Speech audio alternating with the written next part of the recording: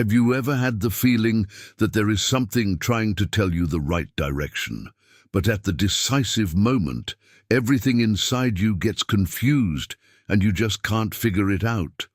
As if there was an answer too close, almost touching your thoughts, but still out of your reach. This quiet restlessness, which appears mostly when you need clarity the most, is no coincidence. And maybe you've spent years ignoring what in fact has always been speaking to you. It's like waking up in the middle of the night with an agitated mind, reliving decisions, memories, unspoken words.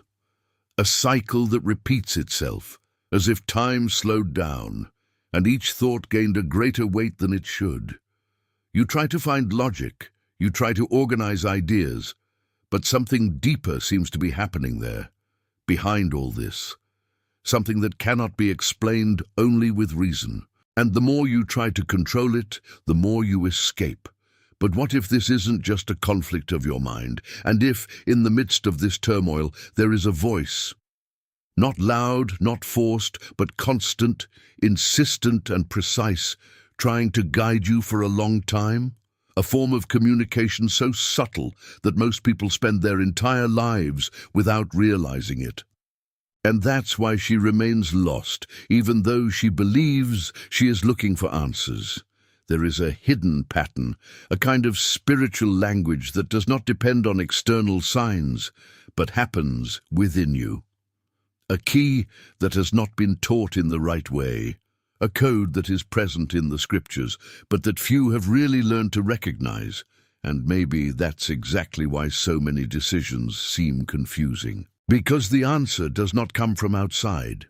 Along this path, something begins to unfold, not as a theory, but as a real experience, a way to notice when God is speaking, even without audible words, a way to identify what comes from Him and what does not. And when that becomes clear, everything changes, decisions, feelings, direction. Stay until the end, because what will be revealed here is not something ordinary. It is not something that is learned quickly, but it's something that once understood, you can no longer ignore. And from today, there is a great chance that you will start to notice something different. Perhaps even today. On this path that we are starting now, you will notice something that may never have been explained in this way, how God acts within your mind, using thoughts, impressions, and even interruptions to guide, protect, and transform you. Stories like those of Joseph, Daniel, Elijah, and Paul will show that none of this is distant, but a pattern that continues to happen today, quietly and powerfully. You will understand how to recognize when it is God speaking, how to discern directions, and how to avoid decisions that seem right but do not come from Him. And as you move forward, something starts to happen inside, as if each word finds exactly the point where you most need an answer. In Isaiah 30:21 it is written, "And your ears will hear the word of Him who is behind you saying, 'This is the way, walk in it.'" If this message has already started to touch you in some way, like this video, subscribe to the channel and activate the bell, because this can reach other people who are also in need of hearing exactly that today. And this is exactly where everything starts to make sense, because what you have always called mental confusion may never have been just tiredness, anxiety, or excessive thinking. Maybe it's an invisible battlefield going on inside you. The mind is not a neutral place. It's a disputed territory where voices try to influence your decisions before you even realize it. And that's why, often, you feel like you're being pulled in opposite directions, as if one part of you knows what's right, while another insists on sowing doubt, fear, or insecurity. The Bible reveals something profound about this, something that completely changes the way you see your own thoughts. In 2 Corinthians 10:5 it is written, "Destroying counsels and every lofty thing that exalts itself against the knowledge of God, and bringing every mind captive to the obedience of Christ." This means that there are thoughts that need to be confronted, analyzed, and even rejected. Not everything that goes through your mind deserves to stay there, and maybe you've never stopped to notice it clearly. But many of the conflicts you face today started with a seemingly small idea, a thought that entered without making a sound, that seemed harmless, but that grew, gaining space, influencing emotions and little by little shaping decisions. It was exactly like that in the beginning, in the Garden of Eden. Eve did not fall by an immediate action, but by a suggestion planted in the mind, a subtle distortion of the truth. God had established a clear word, but doubt came in as a question. Is that really what God said? And that's how it still happens. God responds with truth, bringing direction, peace, and clarity. But there is a force that tries to distort this truth, creating confusion, fear, and indecision. And when you don't recognize this dynamic, you end up treating all thoughts as if they were your own, not realizing that many of them are influences that need to be discerned. Now imagine what changes when you start to observe your thoughts more closely. When you realize that that feeling of peace that arises in the midst of chaos is not by chance, and that restlessness that prevents you from following certain paths is also no coincidence. Gradually, something begins to align within you. The mind ceases to be a place of constant war and begins to transform into a space where God's truth gains more strength than any other voice. And there is a key here that few people apply: learning to filter, to question, and to align every thought with what God has already revealed. Because when the mind submits to the truth, the noise loses strength, the confusion subsides, and the direction becomes clearer, almost as if a light begins to turn on within you. If, as you listen to this, something inside you begins to make sense, as if you are acknowledging a truth that has always been there, perhaps it is no accident. Maybe that's exactly the moment when God is trying to show you something new. And if this message touched you in any way, write in the comments Amen, because sometimes a simple response is the first step to aligning everything that is happening inside your mind. What if some of the answers you've asked God for so much have already been placed inside your mind? But didn't you recognize it? Because most of the time, God doesn't respond with an audible voice that interrupts everything around him. He responds in a deeper, quieter, more constant way, through ideas that just won't go away, thoughts that come back, insist, stay there, even when you try to ignore them. And the most curious thing is that these ideas don't always make sense at first. They defy logic, seem out of time, even uncomfortable. But at the same time, they carry something different, a strange peace, a firmness that does not depend on circumstances. It's as if, in the midst of doubt, there is a certainty that you can't explain, but you can't deny either. It was exactly like that with Noah. In a time when it had never rained as it would have, where there was no visible sign of destruction, God planted a completely non-standard idea to build an ark. There was no external confirmation, there was no applause, there was no human logic to support that. There was only an inner conviction. And in Genesis 6:22 it is written, "Thus did Noah, according to all that God commanded him, he did so." This warrant did not come as a spectacle. It came as a clear direction within the mind. Now think sincerely. How many times has an idea popped up inside you, something that felt good, correct, aligned, but did you discard it because it didn't make sense at the time? How many times have you traded a quiet conviction for a more comfortable external opinion? It is at this point that many get lost, because they expect God to speak loudly, when in fact he has already spoken in a profound way. There is a very clear difference between ordinary thoughts and ideas that come from God. Ordinary thoughts are unstable. They change with time, with mood, with circumstances. But what God sows remains.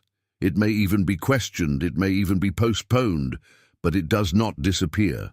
It sits there like a living seed, waiting for the moment when you will stop resisting and start obeying.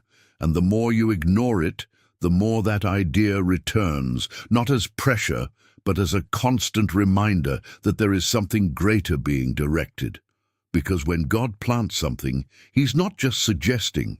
He is pointing out a path that can protect, transform, and even redefine your future. And perhaps, as you listen to this, some specific idea has come to your mind right now. Something you've thought about before, something you've tried to let go of, but never completely left. This is no coincidence. That may be exactly where God is speaking to you.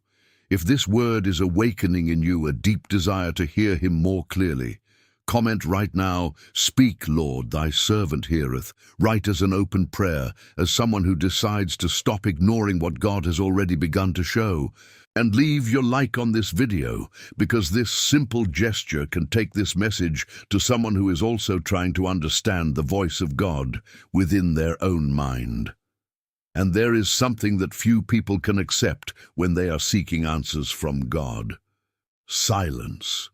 Because in the expectation of hearing something clear, direct, and immediate, the silence seems empty. It seems like absence. It even seems like rejection. But what if, in fact, silence is one of the most profound ways God speaks to you? What if what you call God did not answer is actually God working at a level that you have not yet learned to perceive? God's silence is not carelessness. It is not distance. It is not lack of interest. It is an intentional space, a place where He begins to treat your mind, align your thoughts, and prepare your inner self for something that cannot yet be fully revealed. Because there are answers that, if they arrived ahead of time, would be misinterpreted, rejected, or even wasted. That is exactly what happened to Elias. After experiencing one of the most intense moments of his spiritual life, he found himself tired, confused, and emotionally drained. He hoped to meet God in a grand way as before, in the visible supernatural, in the immediate impact. But what he found was completely different. In 1 Kings 19:12 it is written, "And after the fire, a still small voice." God was not in the strong wind, nor in the earthquake, nor in the fire. God was silent. And this reveals something powerful. God will not always speak the way you expect, but He will always speak the way you need to. The problem is that most people can't stay silent long enough to realize this. The mind begins to agitate, to create hypotheses, to look for distractions, because being silent requires trust. Now think about how many times you've come out of a quiet moment ahead of time. How many times have you interrupted this process by trying to force a response, making rash decisions just to ease the anxiety of not knowing? But God's silence is not a void to be filled. It is a process to be lived. It is in silence that thoughts begin to organize. It is in silence that emotions calm down. It is in silence that what is noise loses strength and what is essential begins to stand out. Gradually, without haste, without pressure, a different clarity begins to emerge, not as an explosion, but as a quiet, firm certainty, impossible to ignore. And maybe what you need today is not more signs, more words, or more immediate answers. You may need to learn to stay, not to run away from silence. To understand that God is there, even when everything seems too quiet. If this touches you in any way, as if this silence you have been living now begins to make sense, write in the comments only, "God is with me." Sometimes recognizing this already completely changes the way you face this moment. And then an inevitable question arises, almost impossible to ignore after all this. How to know clearly when it is God speaking and when it's just your own mind trying to find a way. Because not every thought that seems good comes from God, and not every thought that causes discomfort should be discarded. This is where many are confused, because they expect God's voice to be always soft, always easy, always pleasant.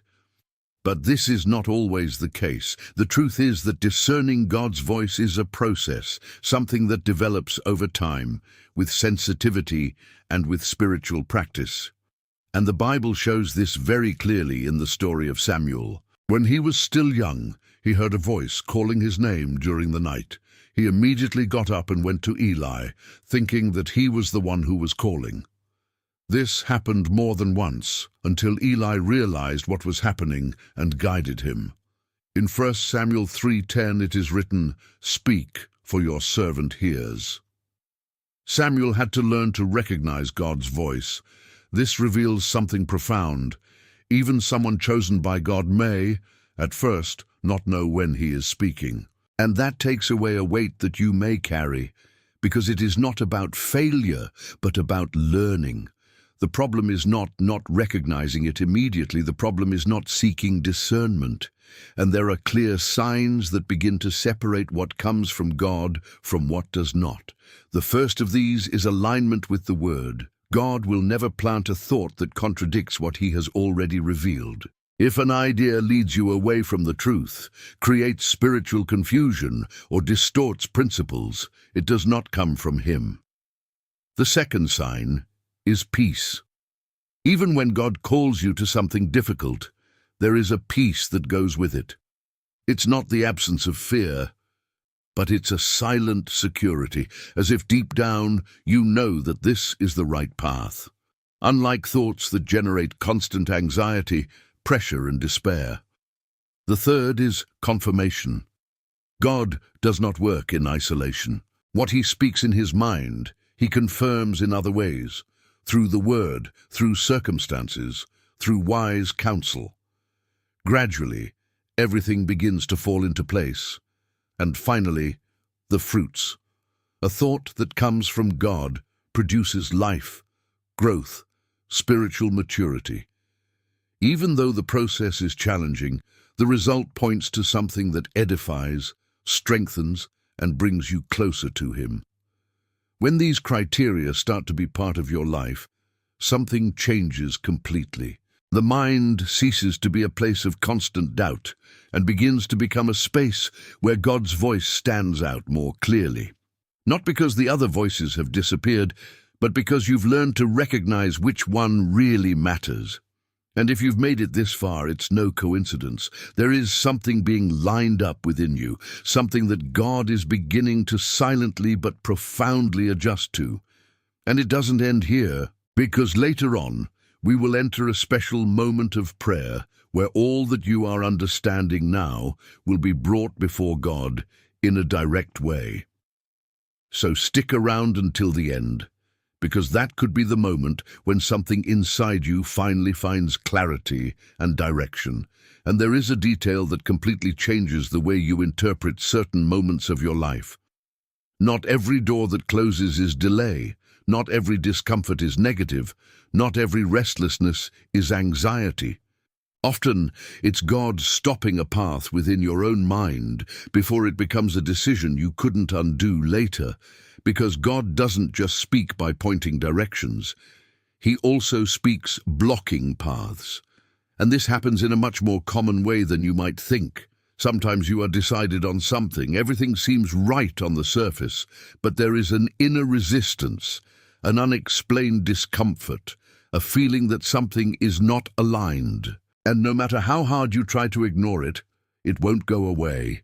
The story of Balaam reveals this in a striking way. He was determined to follow a path, motivated by interests that seemed justifiable. Outwardly, everything was going as planned. But something invisible stood in the way. In Numbers 22:31 it is written, "Then the Lord opened the eyes of Balaam, and he saw the angel of the Lord on the way." What was once invisible suddenly became clear. Now stop and think. How many times have you been on the verge of making a decision, but something inside you has stuck? How many times has a plan that seemed perfect begun to lose peace, begun to generate doubt, begun to bring a weight that was not there before? This is not weakness. This can be protection. God often responds by not allowing you to move forward with tranquility in certain thoughts. It creates a kind of inner barrier, a silent alert that prevents you from walking safely into something that is not aligned with His purpose for your life. And the most dangerous thing is when the person ignores this sign and forces the path anyway. Because when God interrupts, He is not limiting you. He is preserving you. He is seeing consequences that you cannot yet see. It is avoiding pain that could be irreversible. It is closing paths that at first seem good, but would end in confusion, regret, or loss. And this interruption does not always come with a clear explanation. Sometimes you just feel like you shouldn't continue. Sometimes something just loses its meaning. Sometimes what once seemed right begins to generate constant discomfort. And that's where the discernment you're developing starts to make a difference. Because when you learn to recognize these signs, you stop fighting what God is blocking and you start trusting that there is a greater motive behind it. You understand that not every difficulty is opposition. Some are direction. And maybe right now, there's something in your life that you've been trying to force but never really flowed. Maybe there's a decision that you know deep down that doesn't bring peace, but you are trying to justify it anyway. Pay attention, because God may be speaking right there. Now state in the comments, "Lord, I receive your teachings." Write as an act of surrender, as someone who decides to trust even when they don't fully understand. And leave your like on this video, because this can reach other people who are also in need of that kind of quiet direction that comes from God. And there is an even deeper and often ignored way for God to speak to the human mind. When all is silent, when the body rests and the natural defenses diminish, because during the day, the mind questions, analyzes, resists. But at night, when you sleep, something different happens. The barriers fall, and what God wants to communicate finds a more direct way. This is why, throughout Scripture, we see God using dreams as a powerful channel of communication, not as something random, but as messages loaded with meaning, direction, and even alerts. In Job 33:15-16 it is written, "In a dream or in a vision by night, then He openeth the ears of men and sealeth up their instruction." Notice this expression, seal your instruction. It's not just an ordinary dream. It is something that marks, that remains, that carries a different weight. Joseph in Egypt lived this intensely. He not only dreamed, but also interpreted dreams that came from God. Messages that, at first glance, seemed confusing, symbolic, even strange, but which contained extremely specific directions. And this reveals something important. Not every dream is just imagination. Some are revelations that need to be discerned. Now think carefully. Have you ever had a dream that seemed different from all the others? A dream that has not faded over time, that has come back to your mind several times, that has brought a strong feeling, whether of alertness, direction, or even peace? Such dreams are not common. They are not just reflections of the day. They carry a spiritual impression. The problem is that many people ignore it completely. They wake up, go about the day, and leave behind something that could have been an important direction. Others even remember, but do not know how to interpret, because they try to understand logically what needs to be spiritually discerned. And here's an essential key. When God speaks through dreams, He doesn't contradict His word. The message may be symbolic, but the principle will always be aligned with the truth. In addition, these dreams usually leave clear marks. An unusual peace, a persistent alertness, or a clarity that does not depend on explanation. And the more you become sensitive to this, the more you begin to notice patterns. God doesn't speak in a confused way to lose you. He speaks in a deep way to direct you. But it requires attention, it requires care, it requires willingness not to treat everything as something common. And maybe right now you're remembering something, a dream that marked, an image that stayed, a feeling that didn't go away. Don't ignore it. It can be more than just a thought. It may be a response that came in a way that you had not yet learned to recognize. If this message is already touching your heart, understand that this is not by chance. God keeps talking, and when you start to realize that, everything changes. So take advantage of this moment and be part of it too. Leave your like, subscribe to the channel, and activate the bell, because then this message can reach other people who also need to understand how God speaks, even while they sleep. And as you begin to notice these ways of God speaking, an inescapable truth emerges with force. It's not just about God speaking anymore. It's about you being able to hear better. Because a mind loaded with old patterns, distorted beliefs, and misaligned thoughts hardly recognizes God's voice clearly. Not because God is not speaking, but because the inner environment is too crowded to discern. It's like trying to hear a soft voice in a place full of noise. It's no use turning up the volume of your voice. It is the environment that needs to be adjusted. And this is exactly what the Word teaches in Romans 12:2, and do not be conformed to this world, but be transformed by the renewing of your mind. There is a transformation that does not begin without, but within. A change that happens in the way of thinking, interpreting, reacting. Many people want clear answers from God, but they keep entertaining thoughts that block that clarity. Thoughts of constant fear, of doubt, of self-sabotage, of beliefs that have been built throughout life and have never been confronted. And these patterns work as filters. Everything God says passes through them and ends up being distorted. Now imagine what happens when these filters begin to be replaced by the truth. When, little by little, you begin to align your thoughts with what God has already declared, something begins to change from the inside out. The mind becomes lighter, more sensitive, more open, and what once seemed confusing is starting to make sense. The renewal of the mind is not something instantaneous, but it is an ongoing process. It is choosing every day to reject thoughts that do not come from God and to strengthen those who are aligned with the truth. It is to stop feeding what generates confusion and start nurturing what generates life. And as that happens, you notice something surprising. God doesn't need to speak louder, because now you can hear better. The direction begins to become clearer, decisions become firmer, and that feeling of being lost begins to fade. Perhaps what was missing was not a new answer, but a new mind to interpret what God was already saying.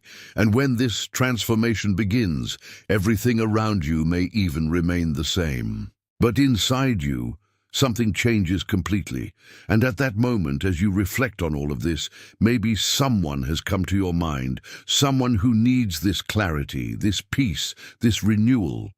Don't ignore it. Write that person's name in the comments. It could be someone close, someone you love, or even someone you know is in need of direction.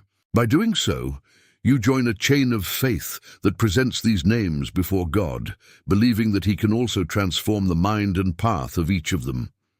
And after all that, there's a sign that becomes impossible to ignore when you learn to recognize the way God responds in your mind.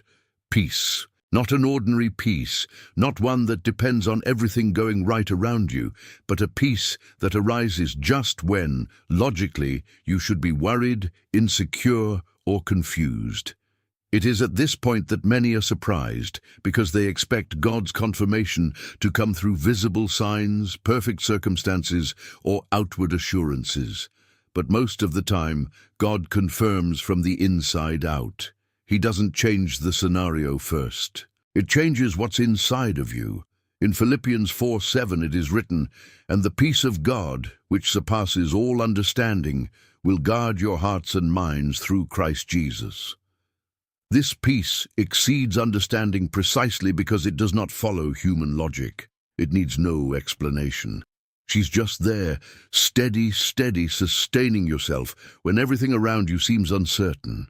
Now think carefully. Have you ever lived a time when you had to make a difficult decision, something that would naturally generate anxiety, but deep down there was an inexplicable tranquility? as if even without having all the answers, you knew you were on the right track. This is not common. That's the answer. Likewise, the opposite is also true. There are paths that seem perfect on the outside, but that never bring peace on the inside. Everything fits into logic. Everything seems favorable. But there is a constant restlessness, a feeling that something is not right. And no matter how hard you try to justify it, that peace never comes. This is one of the most powerful criteria for discerning God's voice in the mind, because when He speaks, He sustains. When He directs, He accompanies with peace. It does not mean the absence of challenges, but it does mean the presence of inner security. And this peace works as a guardian. The text itself says that she keeps her heart and feelings. That is, it protects you from hasty decisions, wrong paths, and choices based only on emotion or the pressure of the moment. Over time, you begin to recognize this pattern. Before you make decisions, you don't just look outside, you observe what is going on inside you. Is there peace? Is there clarity? Is there a quiet firmness? Or is there agitation, haste, and confusion? Because when the mind is aligned with God, peace becomes a language, a silent but extremely powerful response. And the more you learn to value that peace, the safer the path you walk becomes. And perhaps, at this moment, you are facing some decision, something that has been occupying your thoughts. So stop for a moment and observe, what is inside you now? Because that may be exactly where God is already responding, in a way that does not depend on words, but that speaks louder than any explanation. None of this is happening by chance.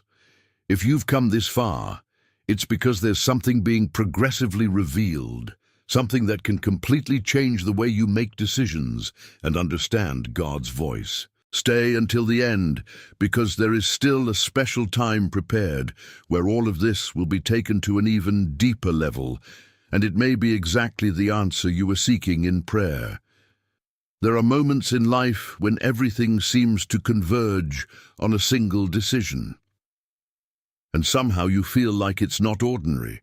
It is not just a choice between paths, but a turning point that can completely redefine your future. And it is precisely in these moments that God responds most intensely within the mind, not necessarily with visible details, but with an inner direction that carries weight, purpose, and urgency.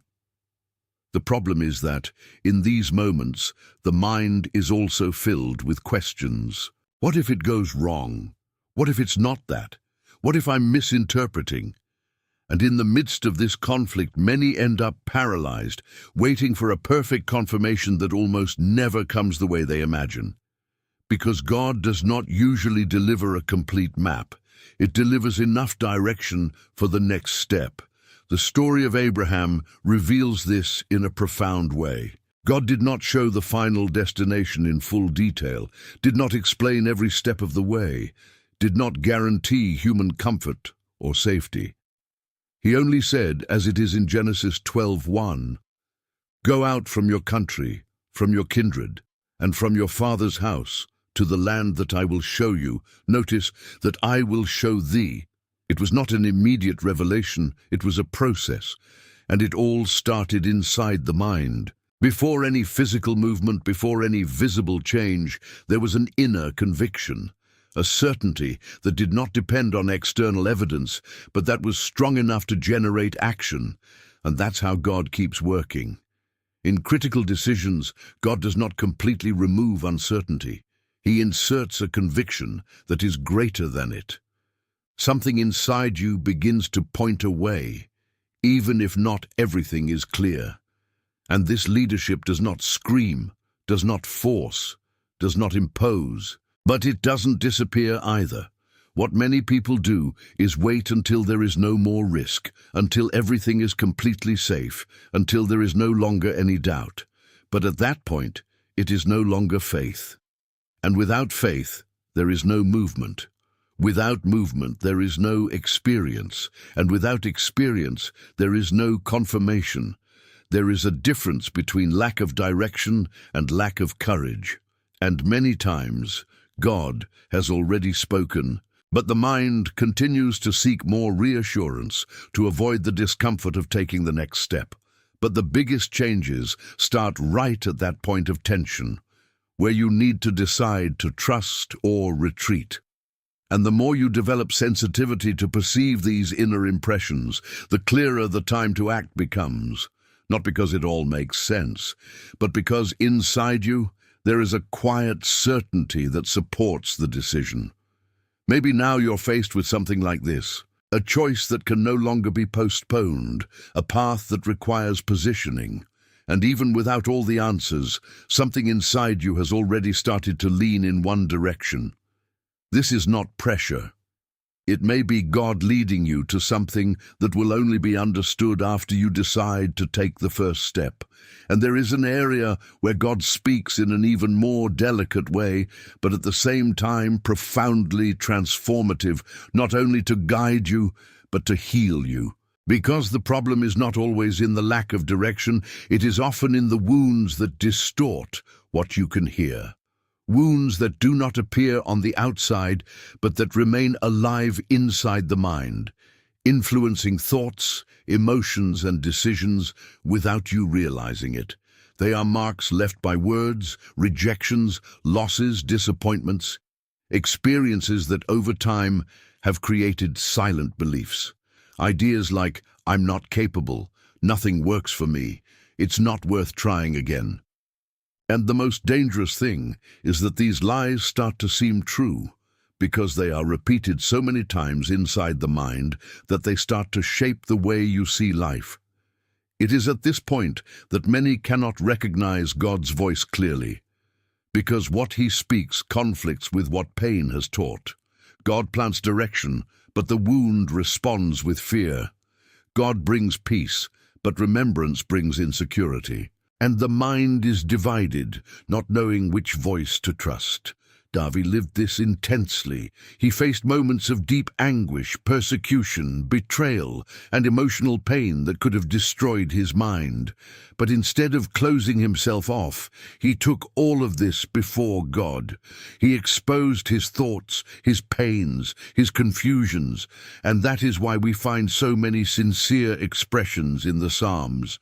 Because here was a man allowing God to deal with what was inside him. In Psalm 147:3 it is written, "Heal the broken-hearted and bind up their wounds." This shows that God does not ignore pain. He enters it.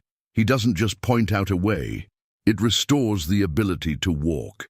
And this healing begins exactly in the mind, because little by little, God begins to replace what was built by pain with what comes from the truth. Old thoughts begin to lose strength. What once seemed definitive is beginning to be questioned, and a new way of thinking begins to emerge, lighter, more aligned, more full of life.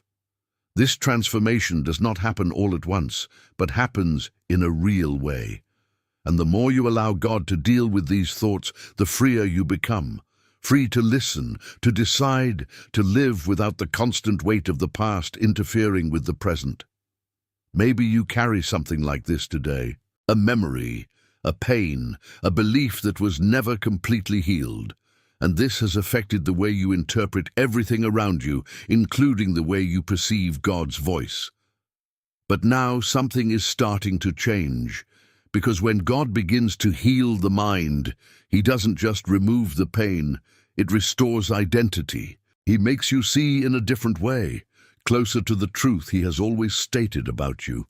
And if that word has found exactly a sensitive place within you, as if it touched something that had been stored for a long time, don't ignore it. Write in the comments, "I trust in God." Sometimes this simple statement is the beginning of a healing that transforms everything inside, and there is a silent, almost imperceptible moment where everything begins to change. Not on the outside, but inside the mind. Because the departure from God rarely happens abruptly. It happens gradually, in distractions, in excessive worries, in inverted priorities. until when the person realizes he is already distant, without clarity, without direction, living on automatic.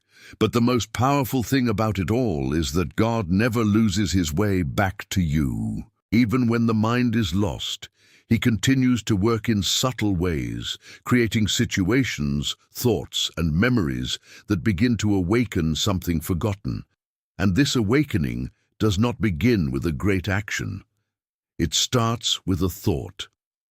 The parable of the prodigal son reveals exactly this moment.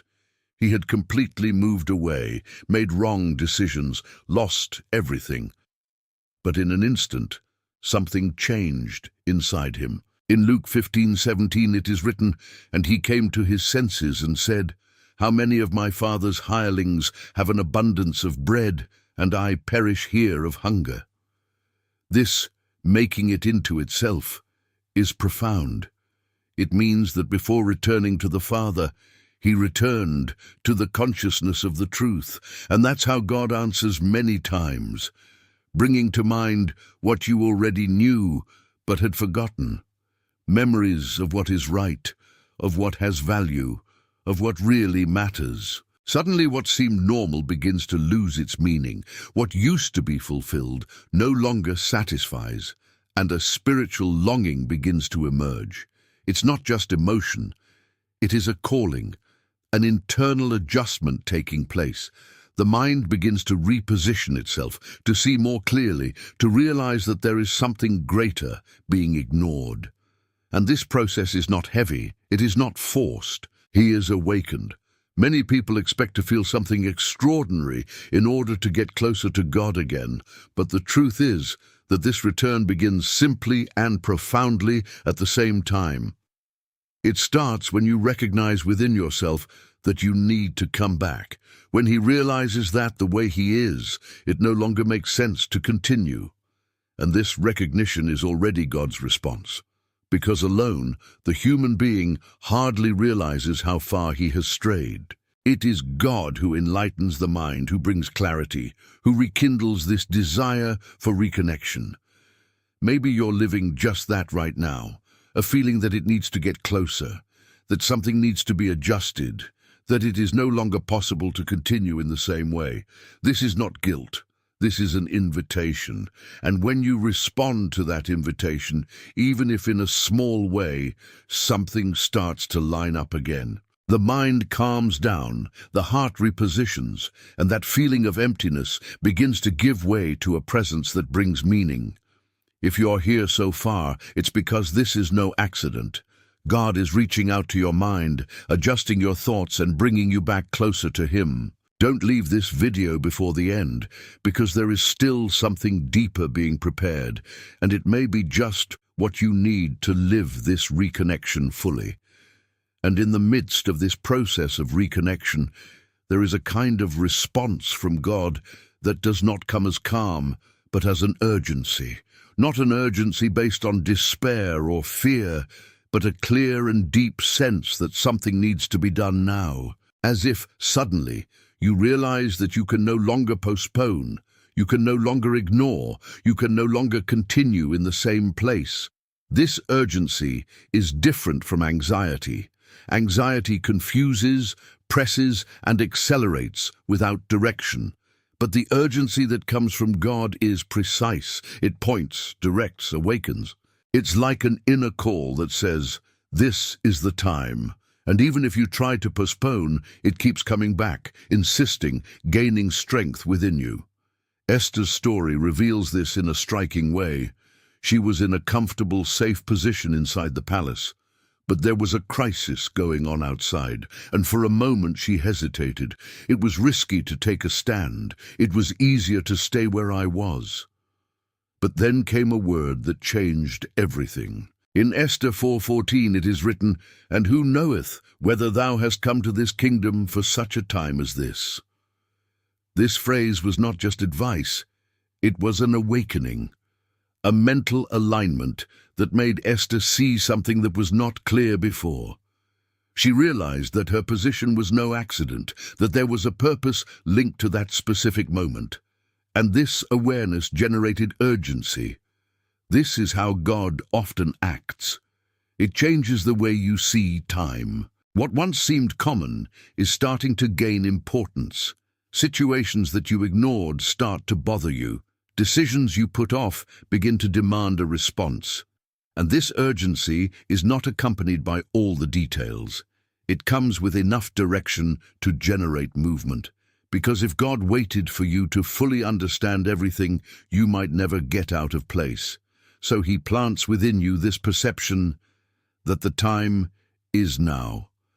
How many times have you felt this? That feeling that you needed to do something, take action, change a direction, but ended up postponing it? And over time, that urgency decreased and you returned to normal. This is one of the risks. Ignore that which God activates in the mind. Because when God generates urgency, he is aligning you with a specific time, and there are things that can only be experienced at that moment. Not because God fails to act later, but because certain opportunities are connected to decisions that need to be made at the right time. And perhaps, right now, there is something being awakened within you. An area of your life that needs an answer. A decision that can no longer be postponed. A position that you already know you need to take. This is no coincidence. It could be God calling you to live something that is directly linked to his purpose for your life. If you feel, deep down, that God has been good to you even in the details, even when you haven't noticed, write in the comments, Amen. Sometimes acknowledging this is the first step in responding to what he is showing you right now. And there is an even deeper level of this communication of God with the mind, when he not only speaks or directs, but confirms. Not with external signs, not with visible proof, but with something that happens inside you silently and at the same time extremely strongly. A certainty that does not depend on explanation, but that remains firm even when everything around tries to question it. This is the internal witness of the Spirit, something that cannot be manufactured, cannot be forced, cannot be imitated. It is a conviction that is born on the inside and sustains you, even when there are no external guarantees. In Romans 8:16 it is written, "The Spirit himself testifies with our spirit that we are children of God." This means that there is a direct, deep communication that happens beyond logic.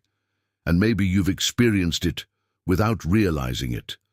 Moments when, even without understanding everything, you knew. I just knew. A quiet, firm certainty, which did not come from arguments, but from something deeper. And even if other people doubted it, even if the circumstances didn't confirm it, it was still inside.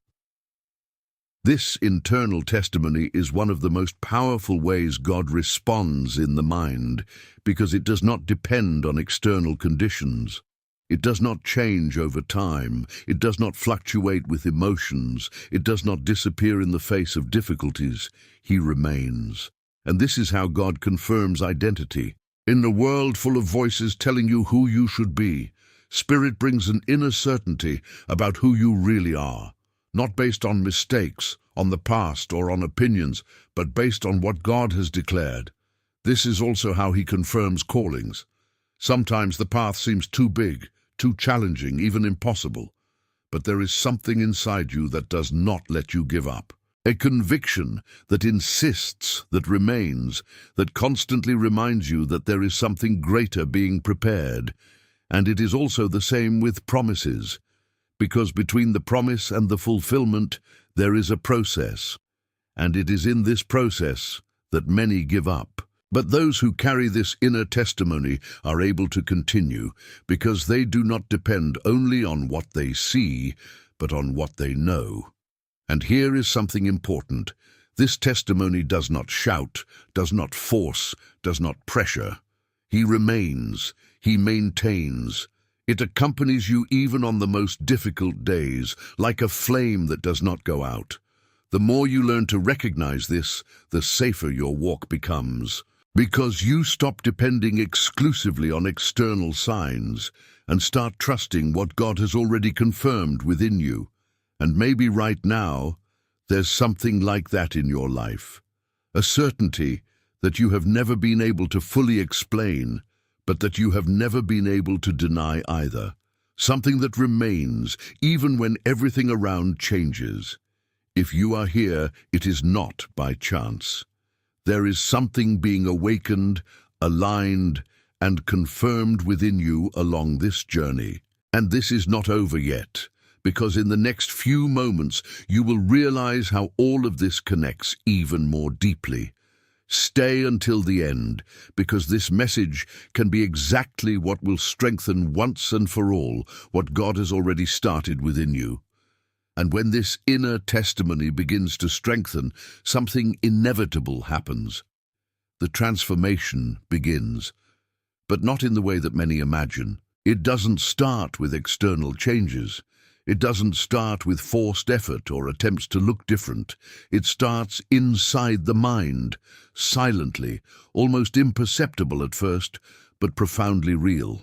Because every true transformation begins when the way of thinking changes.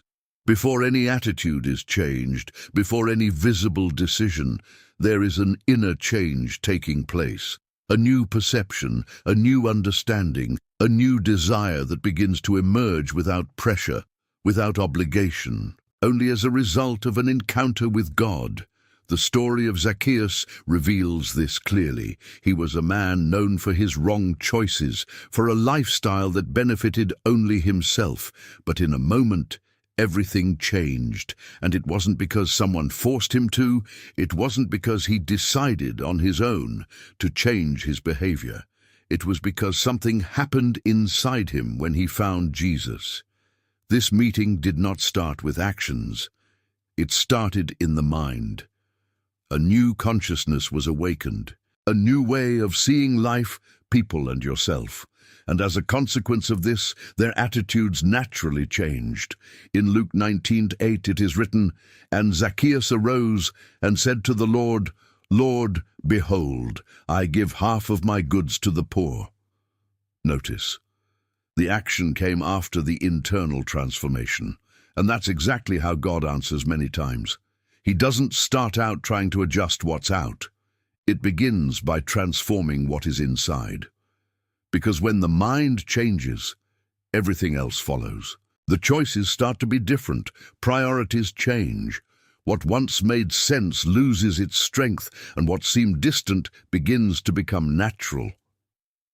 The problem is that many people try to do the opposite. They try to change behaviors without transforming thoughts. They try to live in a new way, but they keep thinking the same way. And this generates frustration because the change is not sustainable. But when God works in the mind, the transformation is true. It is not heavy, it is not forced, it is not temporary. It flows, it grows, it manifests itself naturally because it is born from the inside out. And maybe you're already noticing this happening, even if in a subtle way. Things that once seemed normal no longer make sense. Attitudes that were once automatic are now questioned. There is a different discomfort, but at the same time, a new desire to do what is right. This is not just awareness, it is transformation. It is God working in your mind, adjusting thoughts, aligning desires, preparing you to live something different. And the more you allow this process, the more evident it becomes, because what starts inside cannot stay hidden for long. At some point, it will manifest itself in words, in attitudes, in decisions, in a life that begins to reflect what God is already building within. And as this inner transformation takes place, there is a factor that many overlook, but which has a profound impact on the clarity of the spiritual mind: the people you walk with. Because even though God speaks directly to you, He never designed you to live this journey completely alone. There is an environment that strengthens, adjusts, and confirms that which He has already begun within your mind. The early church lived just that.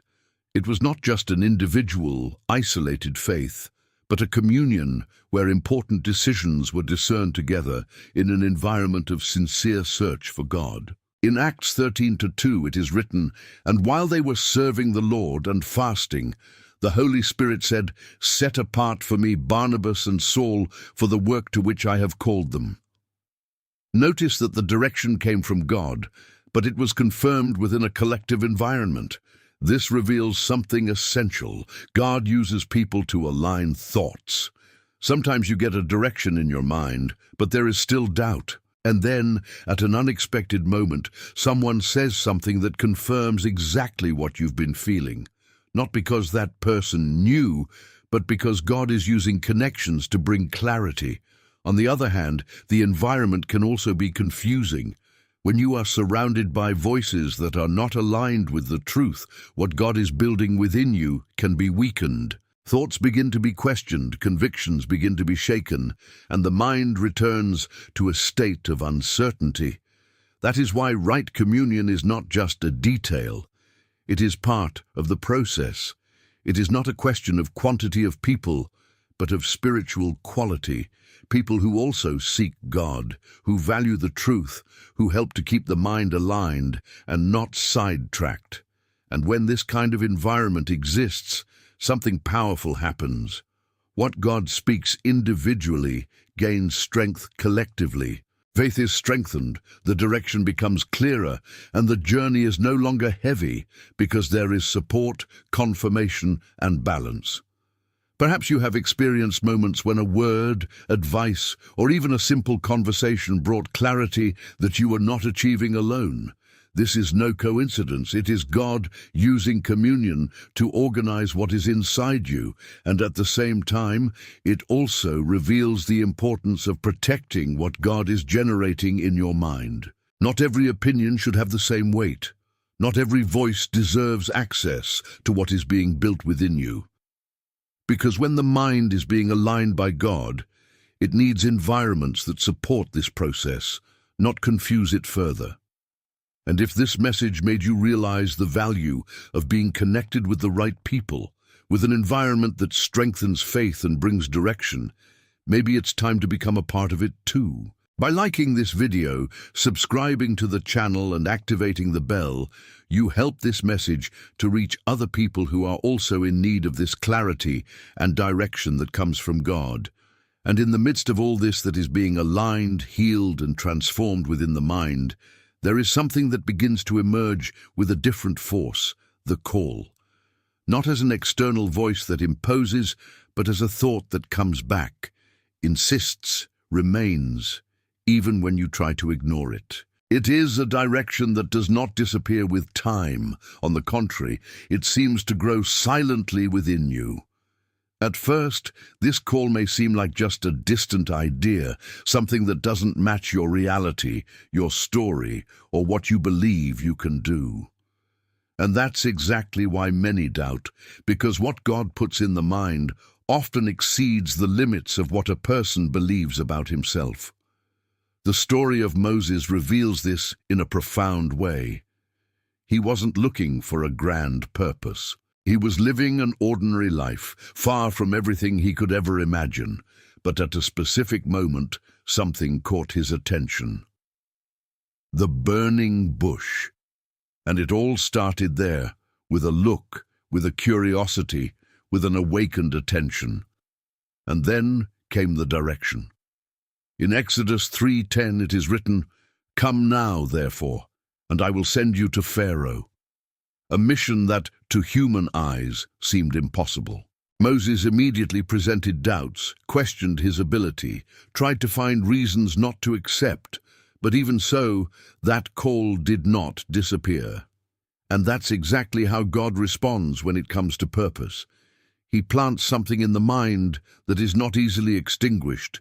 It can be questioned, it can be postponed, it can even be avoided for a while, but it's still there.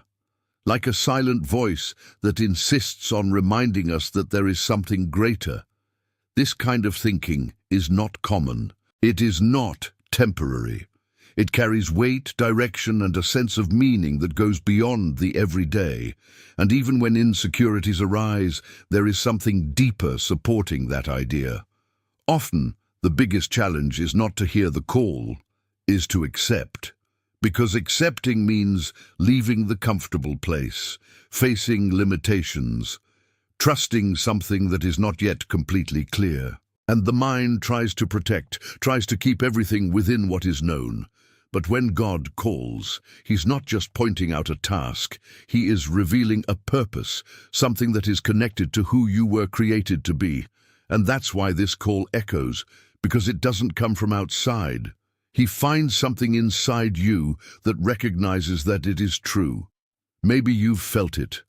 A direction that insists, a desire that doesn't go away, a feeling that there's something more waiting for you.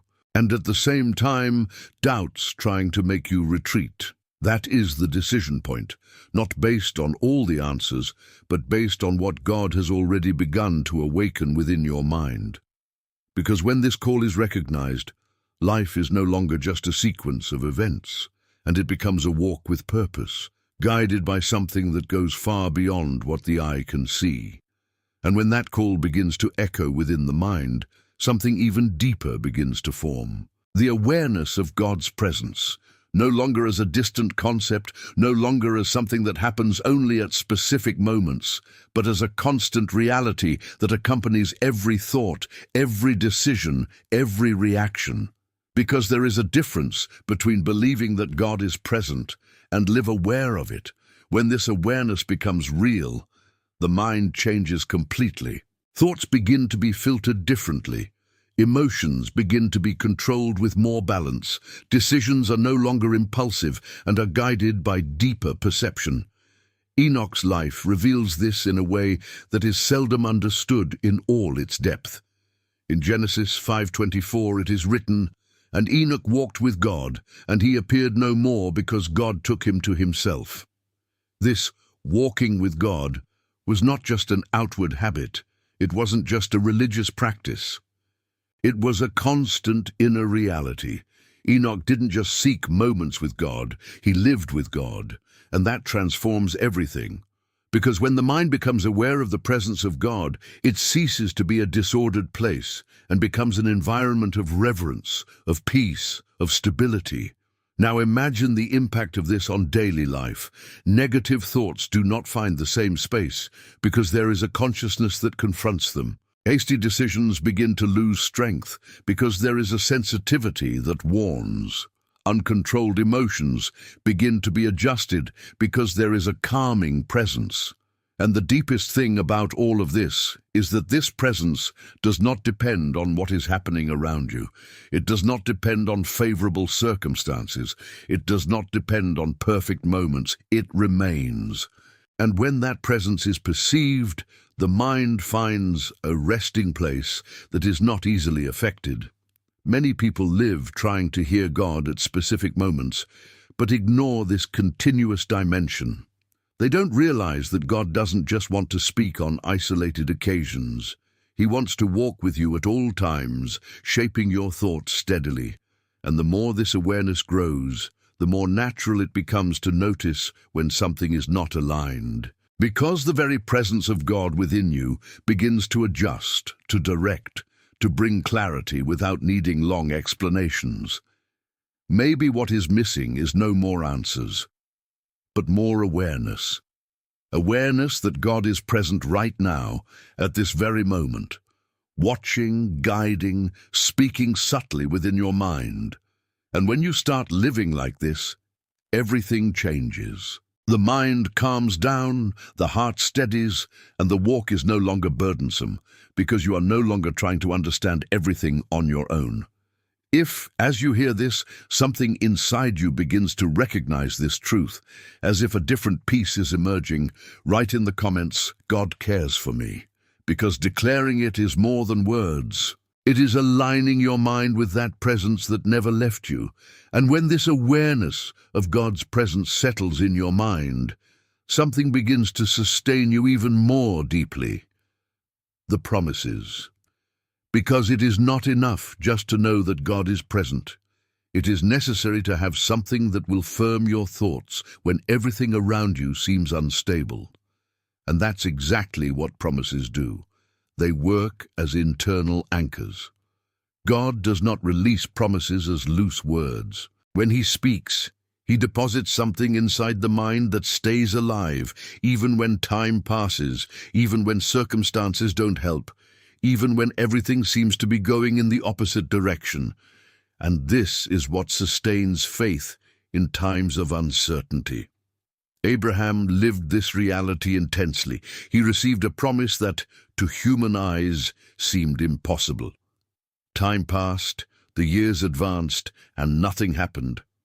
Naturally, any mind would start doubting, questioning, weakening. But there was something different. The promise remained. In Hebrews 10:23 it is written, "Let us hold fast the confession of our hope, for He who promised is faithful." This shows that there is a responsibility to hold on to what God has spoken. Because time will try to wear out, circumstances will try to contradict, and thoughts will try to weaken what has been deposited. And it is exactly at this point that many get lost. They receive a promise. They feel that conviction at first, but as time goes by, they begin to replace it with doubts, fears, what they are seeing at the moment. And when that happens, the mind loses its reference. But when the promise is kept alive, something changes completely. It becomes a point of stability. Even when everything seems uncertain, there is an inner direction that does not move. It's as if, in the midst of the storm, there's something firm holding you, and this anchor does not depend on feelings. There are days when you don't feel anything, days when everything seems harder, but the promise is still there, because it was not based on its strength, but on the faithfulness of the one who spoke. Over time, you begin to realize that God isn't just talking about the future. He is sustaining the present. Because each promise carries within it a force that keeps the mind aligned with what is yet to happen. Maybe you're at a time when nothing seems clear. Perhaps there is something that God has already spoken, but that has not yet been fulfilled. And this has tried to weaken His confidence. But the question isn't whether you're seeing, it's whether you're still holding back.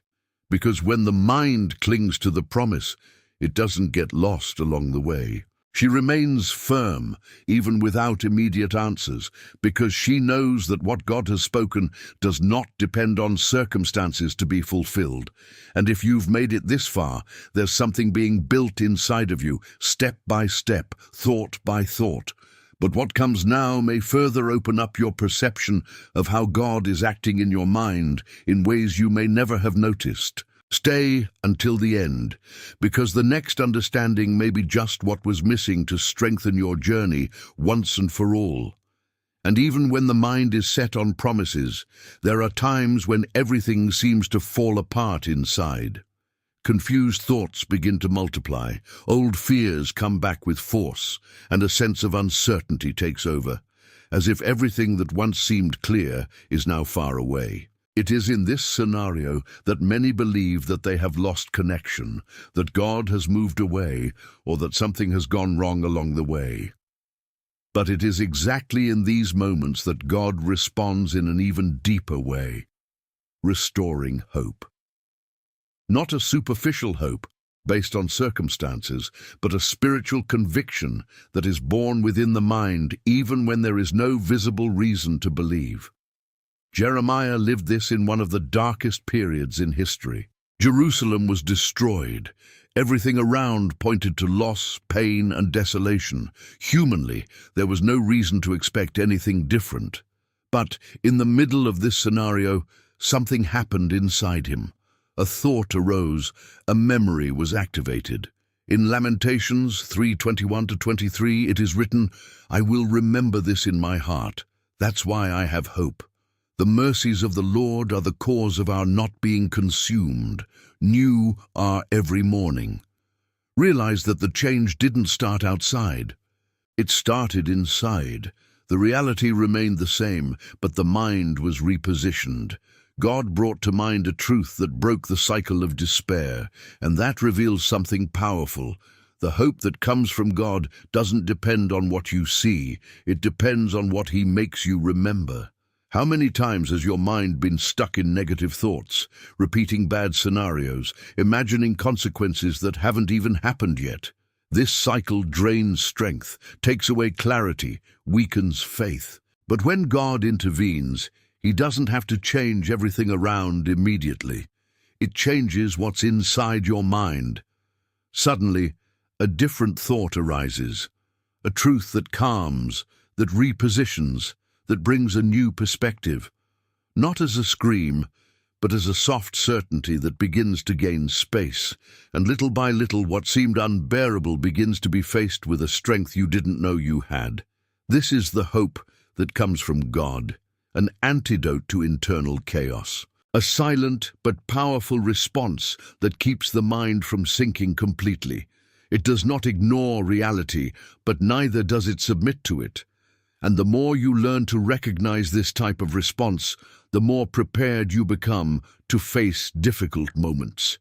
Because you understand that even when everything seems dark, God is still speaking, bringing to memory that which sustains, that which strengthens, that which prevents you from giving up. Maybe today your mind is like this, full of confused thoughts, with no clear direction, with a feeling of heaviness that is difficult to explain. But if, in the midst of all this, a small thought of hope arises, do not ignore it. It may sound simple, but that's exactly how God begins to restore everything from within. And as that hope begins to restore the mind, a new sensitivity arises, the ability to perceive signs that are not on the outside, but inside you. Because God will not always confirm a path with something visible, with a clear answer before the eyes. Often, the deepest signals are internal, quiet, but extremely accurate. Gideon began his journey, just like many, looking for external signs. He wanted assurances, he wanted proof, he wanted something that would eliminate any doubt. In Judges 6:17 it is written, "If I have now found favor in your sight, give me a sign that it is you, Lord, who speak to me." This request reveals insecurity, but it also reveals something important, the sincere desire not to make mistakes. And God answered. But in the process, something changed inside Gideon. He began to realize that more important than external signs was what was being built within him. Confidence began to grow, not just based on what he saw, but on what he felt and understood internally. This is how God works with those who choose to truly listen. In the beginning, there may even be external confirmations, but over time, he begins to develop something deeper, internal alignments, a clarity that comes effortlessly, a direction that organizes itself within the mind, a peace that accompanies the right thought. And this does not happen in a confusing way. On the contrary, the more you walk, the more you notice patterns. When something comes from God, there is coherence with the Word. There is a sense of order. There is a progression that makes sense spiritually. It's not impulsive. It's not chaotic. It's not based solely on emotion. At the same time, that which does not come from God tends to generate confusion, haste, contradiction. And when you learn to observe this, the dependence on external signals begins to decrease. Because you realize that God is already guiding you from the inside out. How many times have you had a clarity that you couldn't explain? An understanding that just arose, a direction that organized itself in your mind in a natural way. These are signs, not visible but real, not noisy but consistent. And the more you value these internal signals, the more they become evident, because God is not far away trying to get your attention. He is close, talking continuously, organizing thoughts, aligning perceptions, guiding in subtle ways. Maybe you're still expecting something extraordinary on the outside, but God has already begun to answer within you. And the more you pay attention to it, the clearer everything becomes. If there is something in your life that you have placed before God, something that needs direction, perhaps this is the time to present it in prayer as well. Write in the comments what is in your heart, what you need God to align, direct, or confirm. Because when we unite faith and purpose, something powerful happens, and what starts inside you can reach even more strength.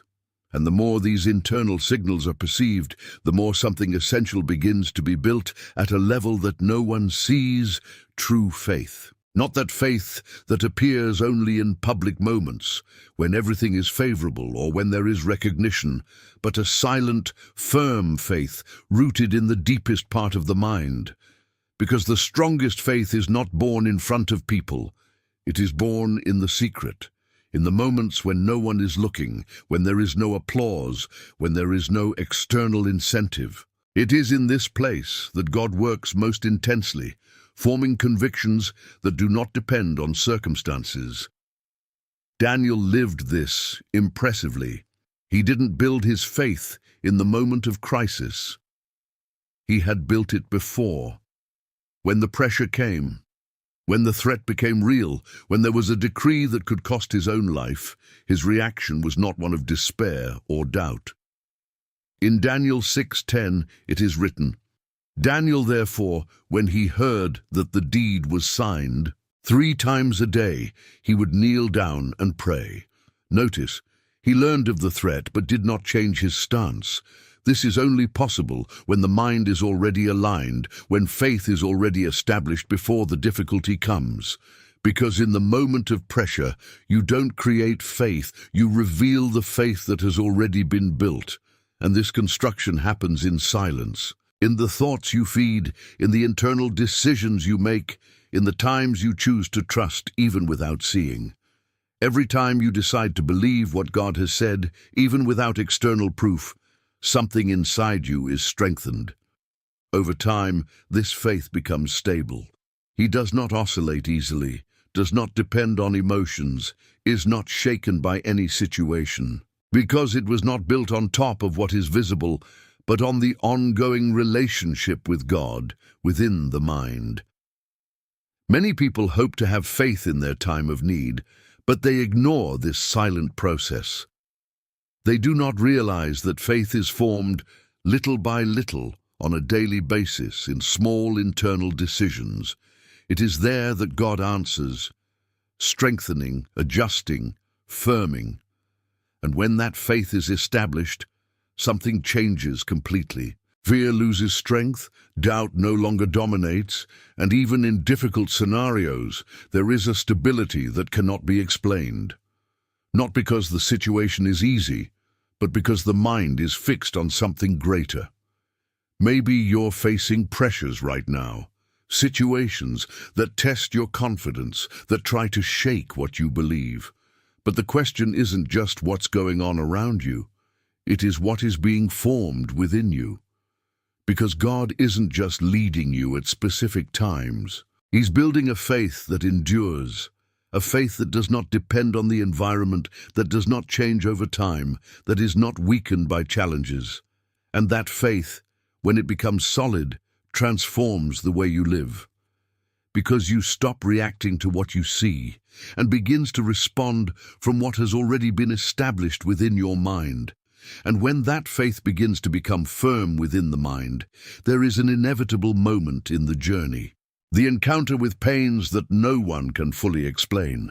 Pains that are not solved with simple advice, that do not diminish with human words, that remain there, silent, deep, affecting thoughts, emotions, and even the way of seeing life. It is in these moments that many feel alone, even though they are surrounded by people, because there are wounds that cannot be reached from the outside. And that's exactly where God responds in a unique way, speaking directly to the mind and heart, bringing a kind of consolation that does not depend on explanation. This consolation does not mean that everything changes overnight. The circumstances may remain the same, the challenges may continue to be present, but something inside you begins to adjust. The pain that once seemed unbearable begins to be sustained by a peace that makes no logical sense. Jesus spoke about this clearly just before one of the most difficult moments for his disciples. They were about to face loss, fear, and confusion. And yet he said in John 14:27, "Peace I leave with you, my peace I give to you. I do not give it to you as the world gives." That is, it was not a peace based on external conditions. It was a peace that was born within, and this peace is a way for God to respond in the mind. Not with long answers, not with detailed explanations, but with a presence that soothes, that envelops, that sustains, a feeling that even without understanding everything, you are not helpless. How many times have you felt this in the midst of a difficult time when it seemed that everything was too heavy, and suddenly, for no apparent reason, a calm began to emerge? Not because the problem has been solved, but because something inside you has changed. This is spiritual comfort. It is God reaching a place that no one else can reach. It is Him adjusting the way you perceive what you are experiencing, taking the weight of despair and placing silent trust. And the deepest thing is that this consolation does not depend on your strength. It doesn't require you to have everything under control. It comes just when you recognize that you can't do it alone. When the mind surrenders, when the heart opens, when you stop trying to understand everything and just allow God to speak. Maybe there's such a pain inside you right now. Something you can't fully explain, something you haven't found an answer to yet.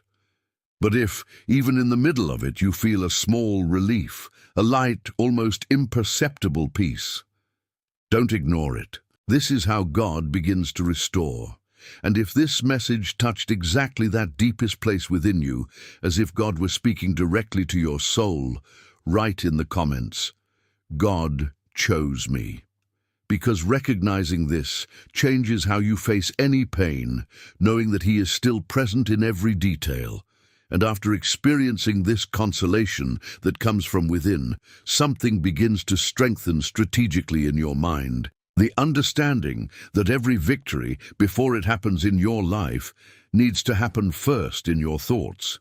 Because there is no external achievement without an internal alignment. There is no real breakthrough if the mind is still stuck in doubt, fear, or confusion. That's why God doesn't just deliver results. He delivers direction to the mind. It adjusts the way you think before transforming what you live. Because when the mind is misaligned, even the right opportunities can be wasted. But when the mind is steady, even challenges become part of the path.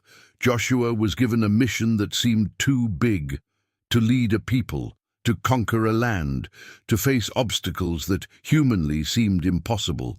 But before any external strategy, God gave an internal instruction. In Joshua 1:8 it is written, "Let not the book of this law depart from your mouth, but meditate on it day and night." This instruction was not only spiritual, it was mental. Meditating day and night means keeping the mind constantly aligned with the truth. It means not allowing contrary thoughts to dominate.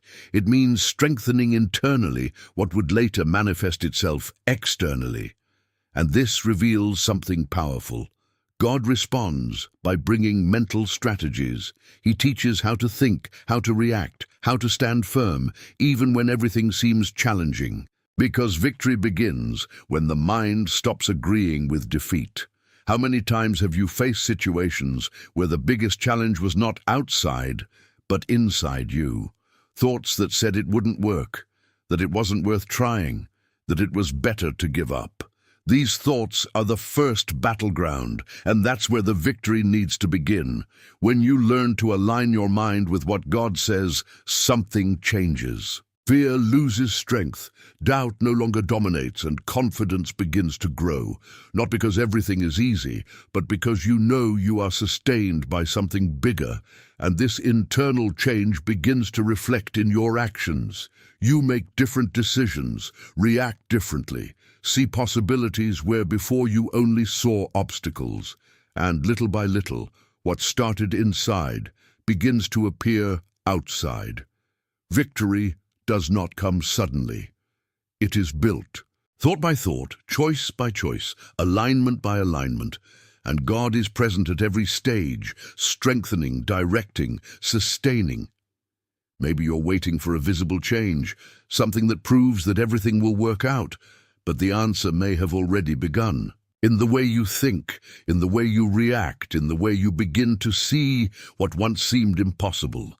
And if that's happening, then victory is already in motion, even if you don't see it fully yet.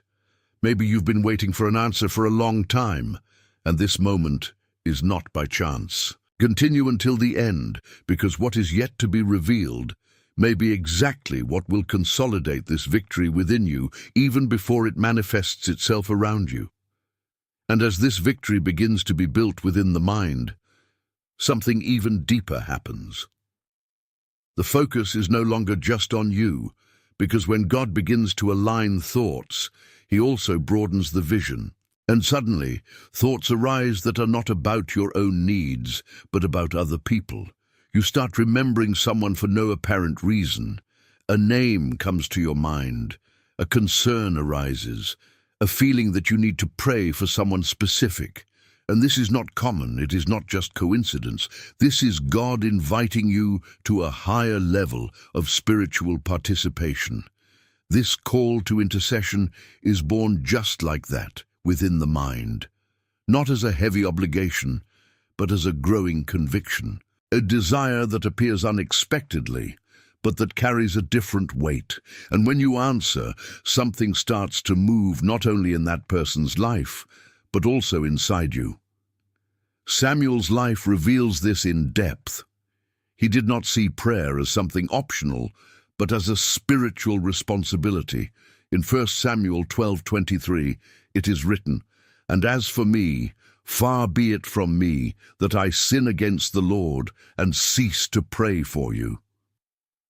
Notice the level of this. Failing to intercede was seen as a failure because he understood the spiritual impact it had, and it all started with an inner conviction, an understanding that has been built in the mind over time. Because God doesn't just answer to guide you or strengthen you. He also involves you in something bigger, making you participate in what He is doing in other people's lives. How many times have you felt like praying for someone without knowing exactly why? How many times has someone come to your mind insistently, as if there was something that needed to be done? This is not random. It could be God using you as an instrument. And the most impressive thing is that many times you don't even know what's going on in that person's life. But God knows, and He plants that thought in you as a way to generate spiritual intervention. When you start responding to that, your walk changes completely. Because you stop living a faith limited to your own needs and begin to experience a broader purpose. Your mind becomes a conduit, not only for receiving direction, but for releasing prayer, care, and spiritual covering. And that also strengthens you. Because as you pray for others, your own faith grows, your spiritual insight increases, and your connection to God deepens in a way that wouldn't happen otherwise. Perhaps, as you listen to this, someone has come to your mind right now. Don't ignore it. This may be exactly the kind of answer God is releasing, involving you in something that goes beyond what you can see. And if that message has reached you and has begun to open your vision to something greater, perhaps it is time to continue on this journey in more depth. Subscribe to the channel and turn on notifications, because there are truths that, when understood, completely transform the way you live and connect with God. And as you begin to engage on that deeper level, where even your thoughts can be used by God to intercede for others, an essential need arises to continue moving forward safely, spiritual discernment. Because the more sensitive you become, the more important it is to know how to differentiate what really comes from God from what only seems spiritual, but is not. We live in times where many voices are raised, many ideas seem correct, many paths seem good. But not everything that seems right is true, and that is exactly why God responds by strengthening the mind with discernment. Not just knowledge, but a refined perception, capable of identifying what is aligned with truth and what is distorted. The Church of Berea is a clear example of this. They didn't reject everything, but they didn't automatically accept everything either. In Acts 17:11 it is written, "Now these were more noble, examining daily in the Scriptures whether these things were so." They listened, but filtered. They received it, but confirmed it. And that protected them. This type of posture reveals something fundamental.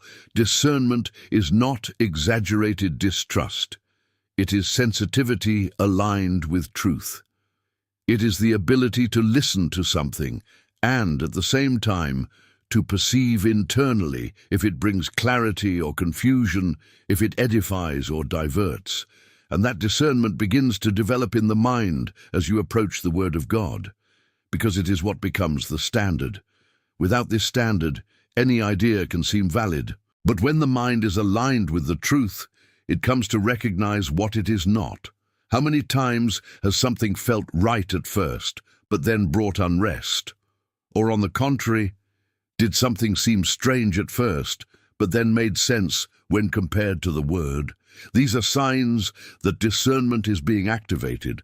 God doesn't want you to be confused, carried away by any thought or influence. He wants his mind to be firm, stable, capable of filtering, of understanding, of positioning itself. And it doesn't happen overnight. It is a process of growth. The more you seek the truth, the more sensitive your mind becomes to it. And the more sensitive, the more difficult it becomes to be deceived. Because there is something inside you that recognizes when something is not right, even if outwardly it seems convincing. And that's one of the biggest signs that God is answering in your mind. When you start to see more clearly, when you are no longer easily influenced, when you start to have a firm foundation that supports your decisions. Because in the midst of so many voices, so many opinions, and so many directions, the one who develops discernment is not lost.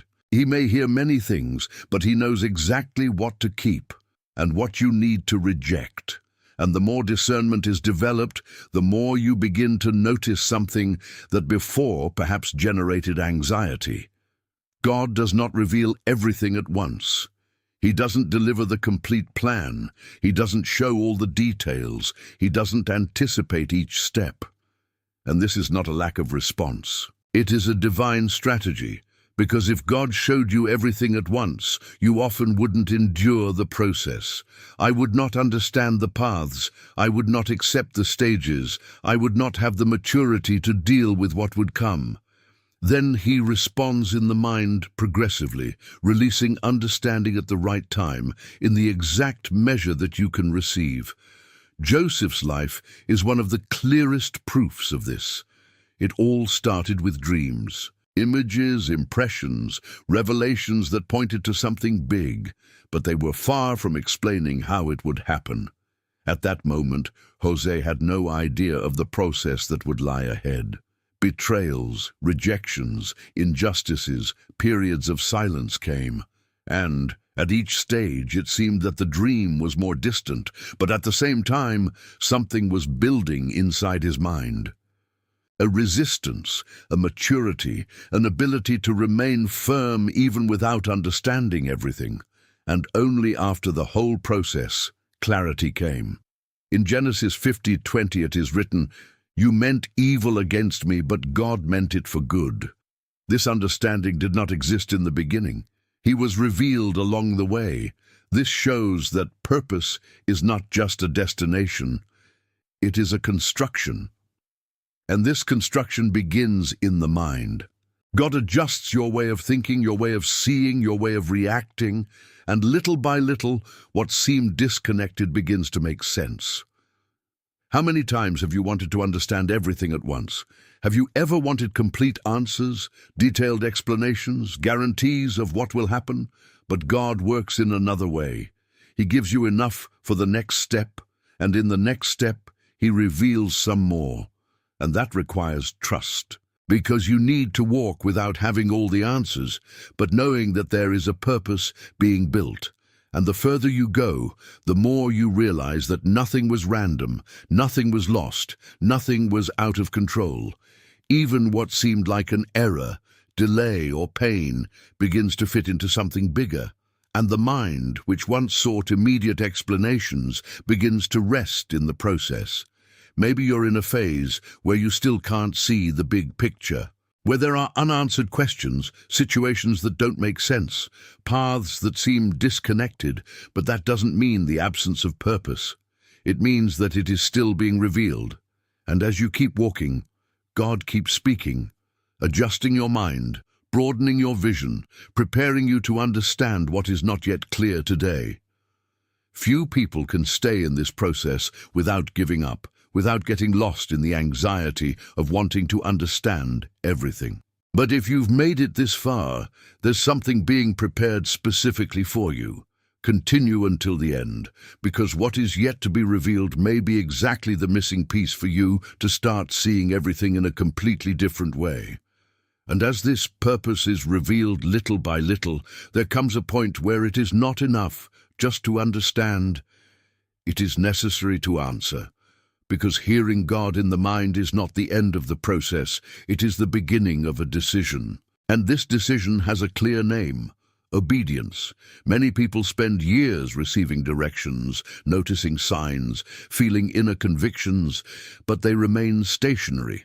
They expect more confirmations, more security, more guarantees, but there is a level of God's voice that only fully reveals itself when you decide to act.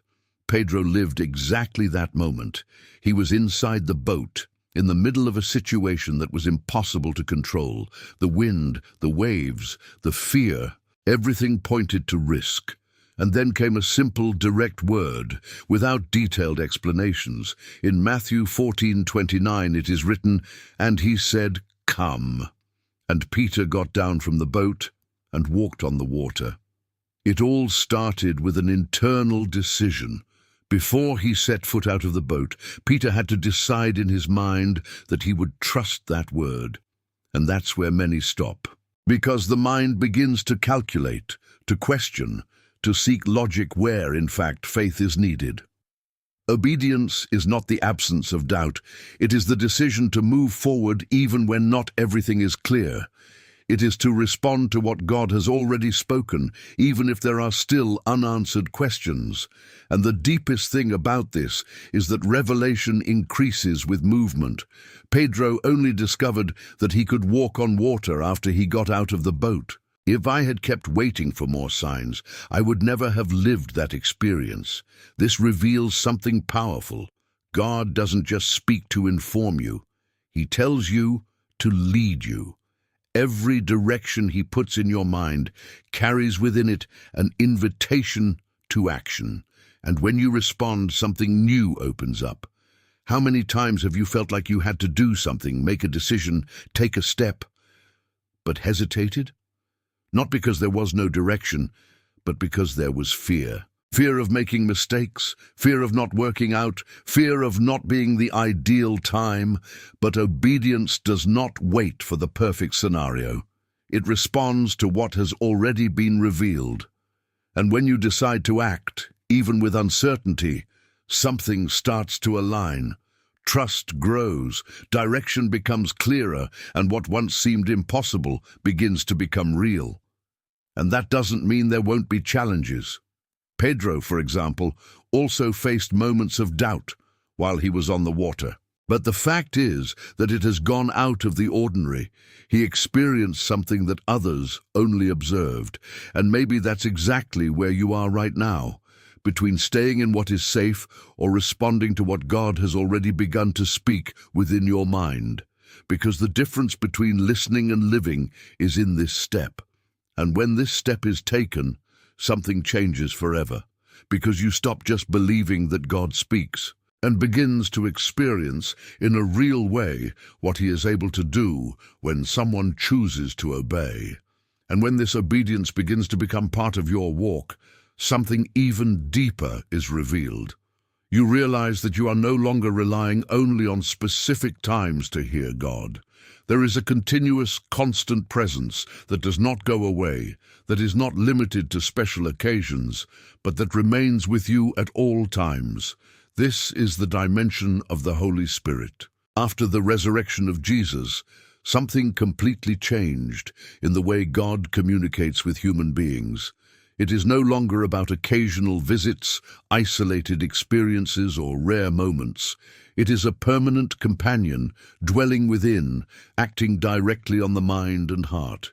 In John 14:26 it is written, "But that Comforter, the Holy Spirit, he will teach you all things." This means that you are not alone trying to make sense of life, trying to make decisions, or trying to discern paths. There is someone teaching, guiding, reminding, adjusting your thoughts continuously. And the most impressive thing is that this action happens silently, not as a sudden interruption, but as a constant influence. A thought that organizes itself, a memory that comes at the right moment, a direction that appears in a simple but extremely precise way.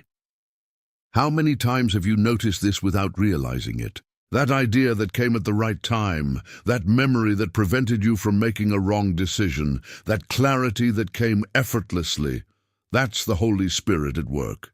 He doesn't just talk, he teaches. It takes what you've heard, what you've read, what God has already revealed, and brings it back to your mind at the exact moment you need it, as if you were organizing everything inside you. And when you begin to recognize this presence, your way of living changes completely, because you stop depending only on specific moments of search and start living in a continuous state of sensitivity. Every thought can be aligned, every decision can be guided, every situation can be interpreted more clearly. This doesn't mean you'll never have doubts, but it does mean you're no longer lost in them. There is a constant direction, an orientation that accompanies, a presence that sustains, and the more you pay attention to it, the more evident it becomes. Because the Holy Spirit does not force, he leads. He does not impose, he teaches. And this relationship is being built day after day, thought after thought. Perhaps what you were seeking as something distant, as an experience that is difficult to achieve, is already happening in a simple way within you. Maybe God is already speaking, teaching, directing, but in a way that you had not yet learned to recognize. And when this perception opens, the mind ceases to be a place of constant doubt and becomes a space of continuous communion.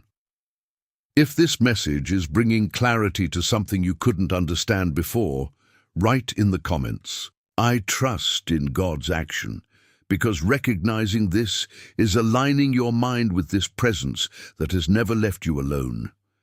And when this continual presence of the Holy Spirit begins to be perceived in the mind, something still more refined manifests. An immediate, almost instantaneous perception, which does not go through long reasoning, but which carries a profound clarity. It's as if, at certain times, you simply know what to do, without having to analyze everything in detail. This is spiritual intuition. It is not impulse. It is not uncontrolled emotion. It is not a hasty decision. It is a quick but aligned discernment. A direction that emerges firmly on the inside, even if there is still no complete explanation. And this becomes essential in situations where there is no time to overthink, where decisions need to be made sensitively and promptly. Because God won't always lead you through long processes. Sometimes he answers with a direct, clear, immediate impression. Nehemiah lived just that. On hearing about the destruction of Jerusalem, something was awakened within him. It wasn't just sadness. It wasn't just worry. It was direction, a clear sense that he needed to act. And in Nehemiah 2:12 it is written, "And I declared to no one what my God had put in my heart to do in Jerusalem." Notice the depth of it. God put something in his heart, a direction that was not accompanied by public explanations, but by an internal conviction that guided every strategic step he took afterwards. This is the way God often responds in the mind. It plants a perception that does not depend on immediate external validation, something that you feel clearly, even without being able to fully explain it to other people. How many times have you had this feeling? An internal warning not to follow a certain path, a direction to take a specific attitude, a clarity that emerged quickly, but which later proved to be correct. This is no coincidence. It is spiritual sensitivity being activated. The problem is that many people ignore this perception, confusing it with doubt or trying to rationalize everything. And in doing so, they end up missing important directions that came in a subtle but precise way. Because spiritual intuition does not scream. She introduces herself, and it's up to you to recognize, stop, and pay attention. The more you value it, the more this sensitivity is strengthened, and the more you get stronger, the more you become able to perceive quick answers from God at decisive moments. This does not eliminate the need for discernment, nor does it replace the word. On the contrary, it works in tandem with all of this. It is an extension of this ongoing communion that you have already begun to develop. And when this perception becomes part of your life, something changes profoundly. You become more attentive, more sensitive, more aligned. Decisions are no longer just rational and become spiritually guided. Maybe you felt this recently, a quick steering, a silent alert, an unexpected clarity, and perhaps he ignored it. But from now on, something begins to change. Because you come to understand that God also speaks like this immediately within your mind, guiding each step with precision. And the more this spiritual sensitivity develops, the more you begin to realize that God doesn't just guide and direct. He also corrects, and this correction, most of the time, does not come from outside, but from within your own mind. Like a silent confrontation, where certain thoughts begin to be questioned, challenged, and little by little replaced. Because not everything you believe is aligned with the truth. There are ideas that have been built throughout life, based on experiences, emotions, limited interpretations, and many of them end up distorting the way you understand God, yourself, and even the situations you face. And that's exactly where God intervenes, not to condemn, not to destroy, but to adjust, to reposition your mind on a higher level of understanding. Sometimes this happens uncomfortably because it messes with what you've always considered right. Job's experience reveals this in a profound way. He went through intense suffering and, in the midst of it, began to form conclusions based on his pain. He tried to understand God from what he was experiencing. But at a certain point, God answers. Not with detailed explanations of suffering, but with a confrontation that exposes the limits of human understanding. In Job 38:2 it is written, "Who is this that darkens counsel with words without knowledge?" This question was not to humiliate Job, but to awaken in him a new perception, to show that even though he was sincere, he was interpreting everything from a limited view. And this happens often in the mind. Thoughts that seem right, but that are not aligned with the full truth. Ideas that make sense emotionally, but that do not reflect God's wisdom. And when that happens, God begins to adjust. Sometimes it's a thought that comes up contradicting what you were believing. Other times, it's a restlessness that doesn't let you settle into a conclusion. At times, it's a sudden clarity that completely changes the way you saw something. This type of correction is non-destructive. It's liberating. Because when a wrong idea is replaced by a truth, the mind aligns, the confusion decreases, and the direction becomes clearer. But to live this, humility is needed. Because the mind needs to be willing to recognize that it is not always right. It needs to be open to being adjusted, to learn, to grow. And the more you allow this process, the more your mind becomes attuned to the truth. Less influenced by passing emotions, less stuck in limited interpretations, more connected to what really comes from God. Maybe there's something you've been thinking about for a long time, something you've always considered true. But that, little by little, begins to be questioned within you. Don't ignore it. It may be just God bringing correction, not to confuse you, but to bring you to a deeper level of clarity. Because when the mind is corrected, everything around it starts to make more sense. And what once seemed confusing or unfair begins to be seen in a new light, much more in line with God's wisdom. And when this correction begins to align the mind with the truth, something powerful happens almost silently. The internal environment changes. Because it's not enough to just think right. You need to create a space within you where God's voice can flow more clearly. And there is a key that completely transforms this environment: gratitude.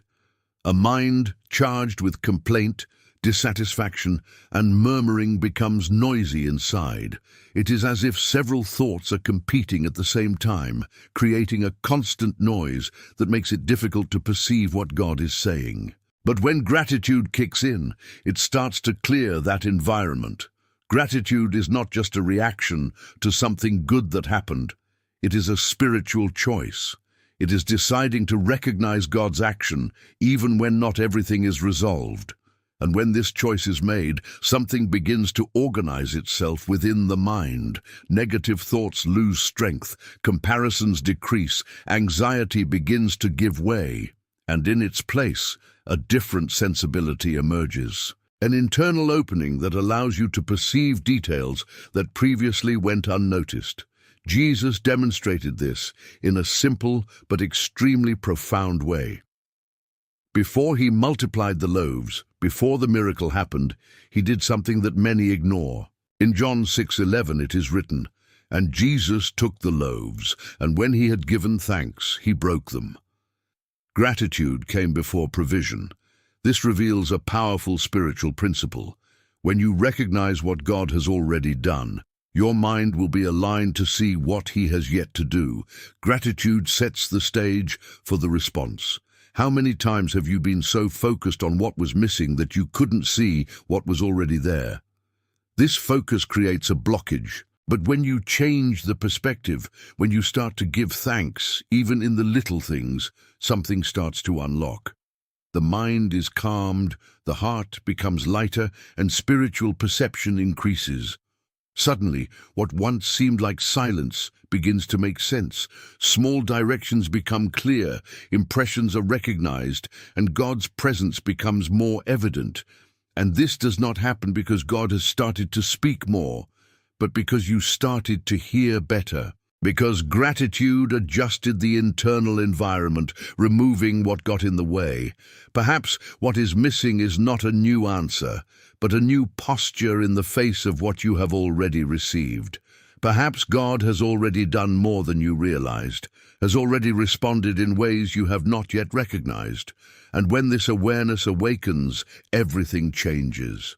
The mind ceases to be a place of constant demand and becomes a space of recognition.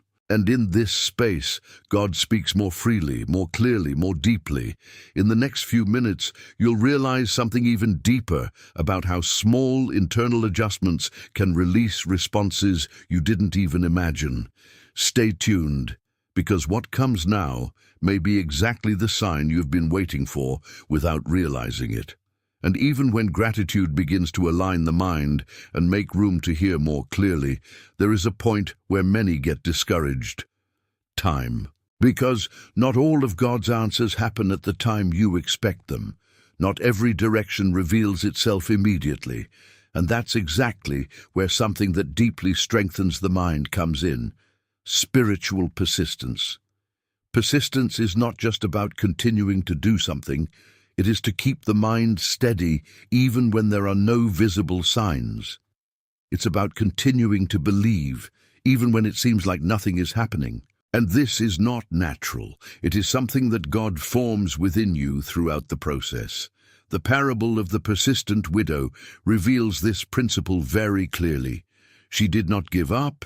She did not get tired. She did not back down in the face of the delay. On the contrary, he continued, insisted, remained. And Jesus uses this story to show something profound about how God responds. In Luke 18:7 it is written, "And shall not God avenge his elect, who cry out to him day and night?" This shows that there is a spiritual value in constancy, not because God needs to be convinced, but because in this process, something happens inside you. Your mind is strengthened. Your faith ceases to be fragile and becomes resistant. Their confidence stops depending on quick answers and starts to be based on the certainty of who God is. How many times have you started something with faith, with conviction, but as time went by, did you start to doubt?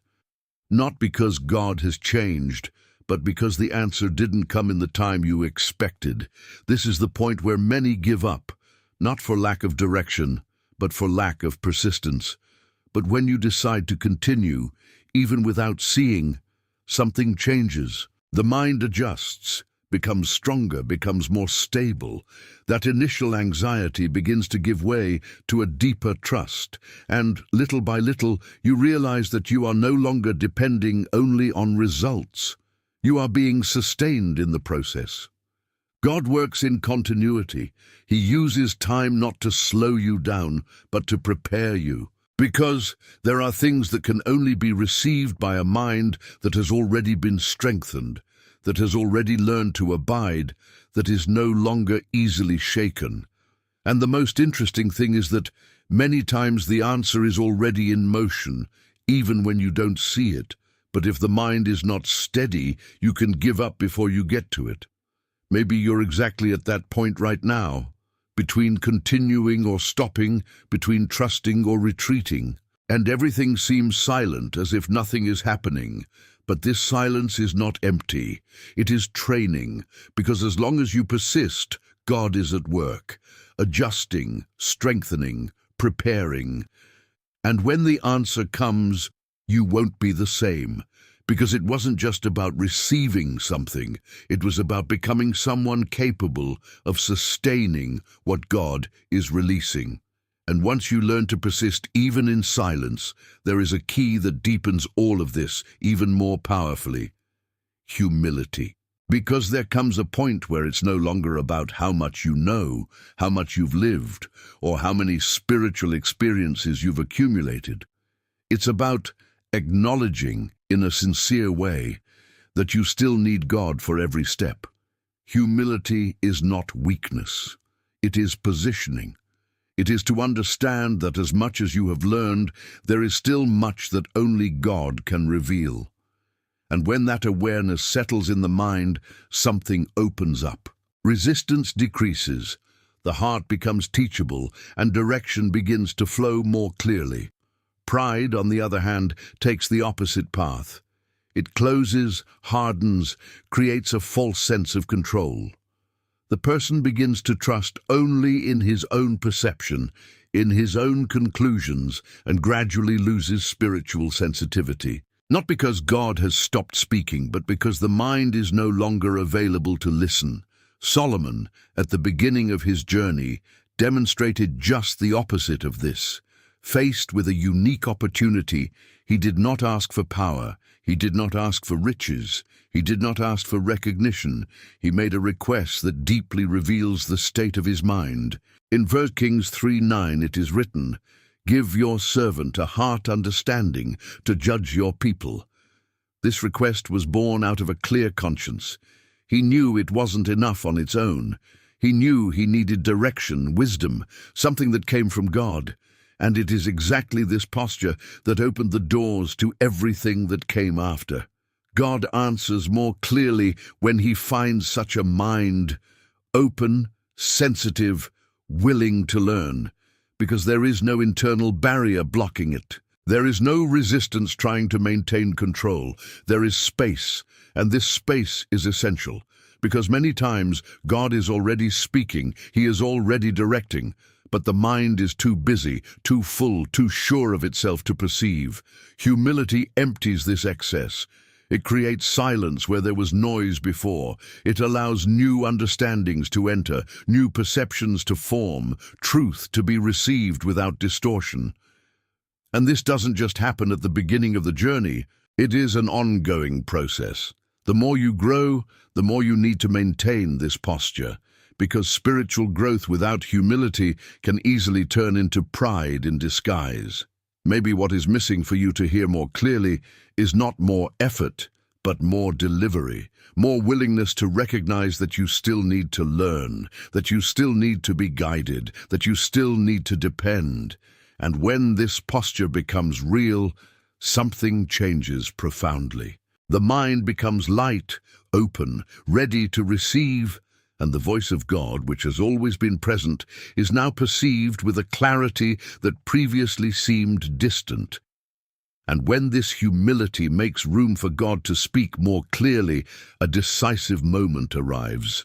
Because listening is no longer the main challenge, the real challenge becomes to follow. And this is exactly where something comes in that defines who advances and who remains still.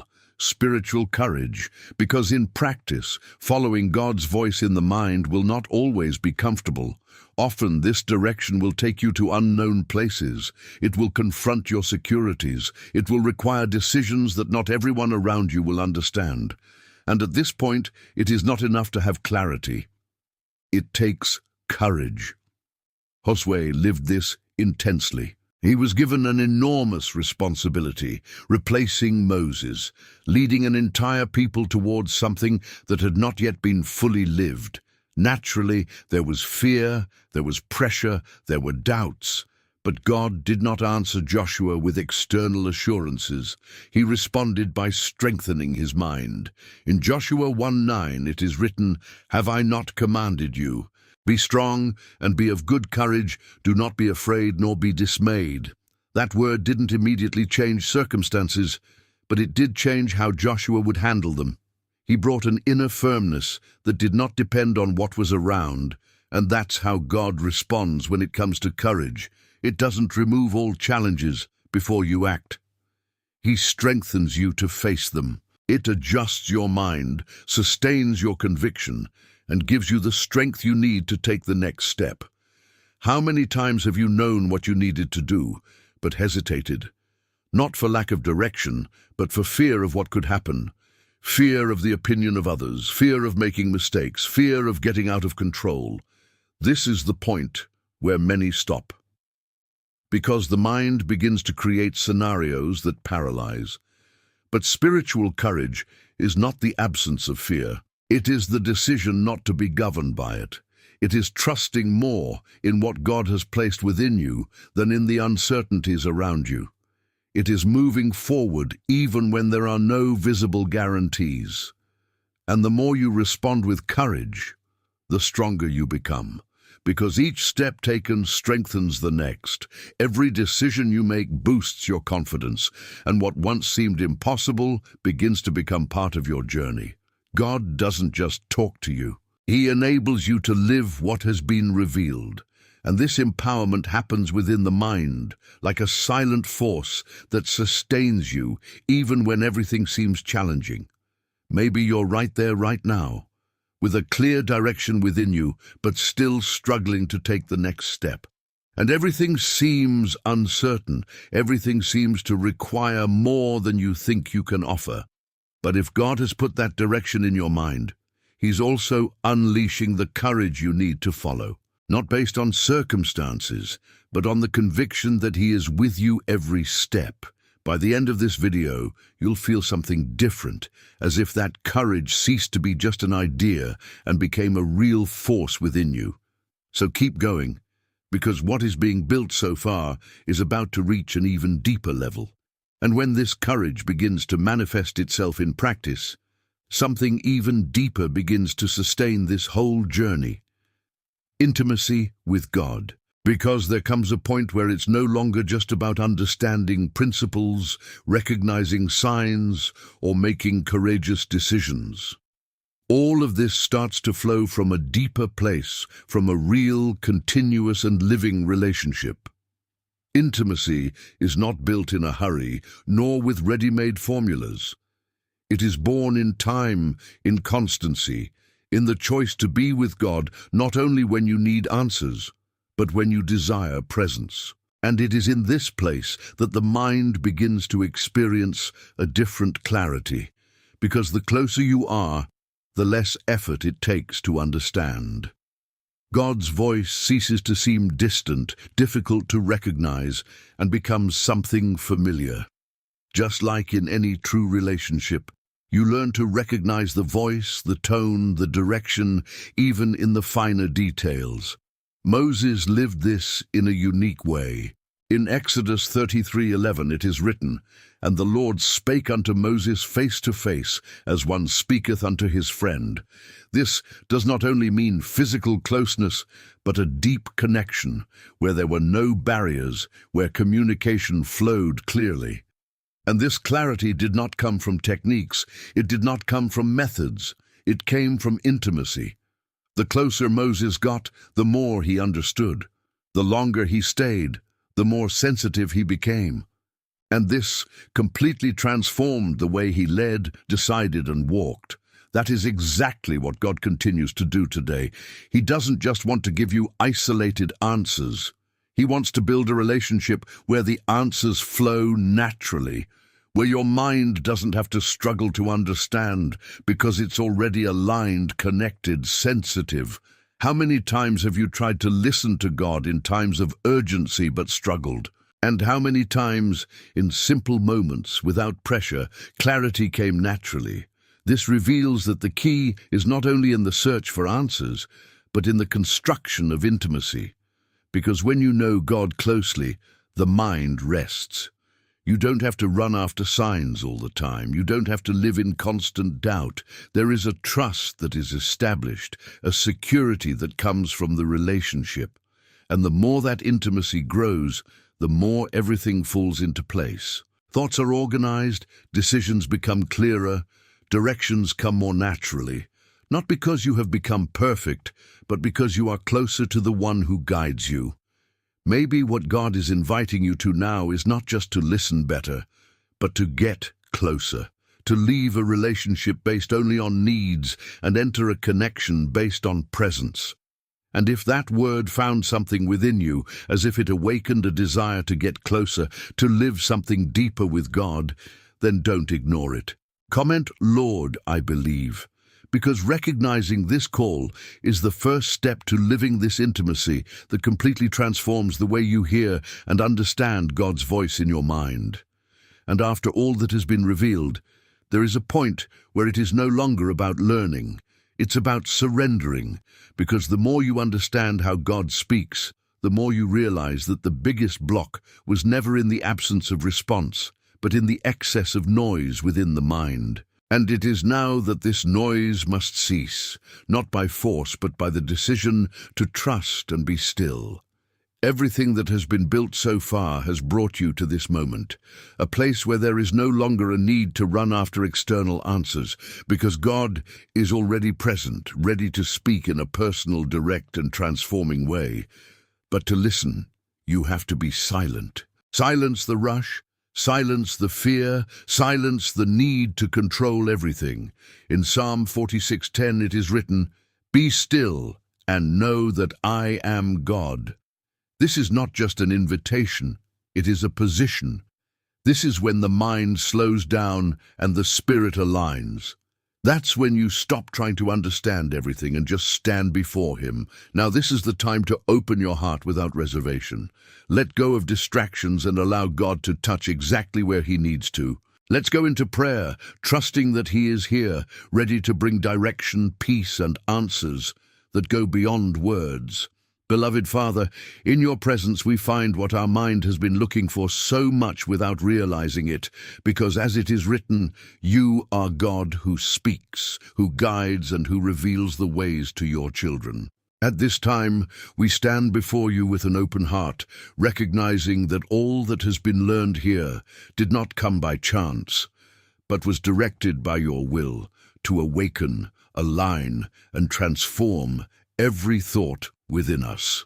Lord, we thank you deeply, because even when we didn't understand, you were already speaking. Even when we felt lost, you were already guiding. And even in the quiet moments, you were working inside our minds, preparing us to hear clearly. Thank you that your word has reached us, that your truth has brought light where there was confusion, and that your presence has become real in every detail of this journey. Now, Father, we ask you for wisdom, just as it is written in James 1:5, that you would pour out upon every mind a supernatural clarity, a spiritual ability to discern your voice above every other thought. Strengthen, Lord, those who are mentally tired, those who face anxiety, fear, and constant doubts, bringing rest, renewal, and balance. Also touch, Lord, the deepest areas of each person's life, bringing healing to emotional wounds, restoring families that are shaken, opening doors for those in need of provision, and bringing direction to decisions that need to be made. May your peace, as it is written in Colossians 3:15, govern every heart and every mind, bringing a security that does not depend on circumstances, but on your constant presence. And now, in silence, each person presents before you what only the Lord knows, the most intimate requests, the deepest pains, the most hidden dreams. Receive, Father, every silent prayer that rises to you at this moment. Lord, we commit everything into your hands, every thought, every worry, every plan, and every uncertainty, trusting that you are in control and that your will is perfect in every detail. From this day on, may the mind of each person be a place where the Lord dwells, speaks, and directs continually, and may there never again be any doubt about your voice, because it will be recognized clearly and constantly.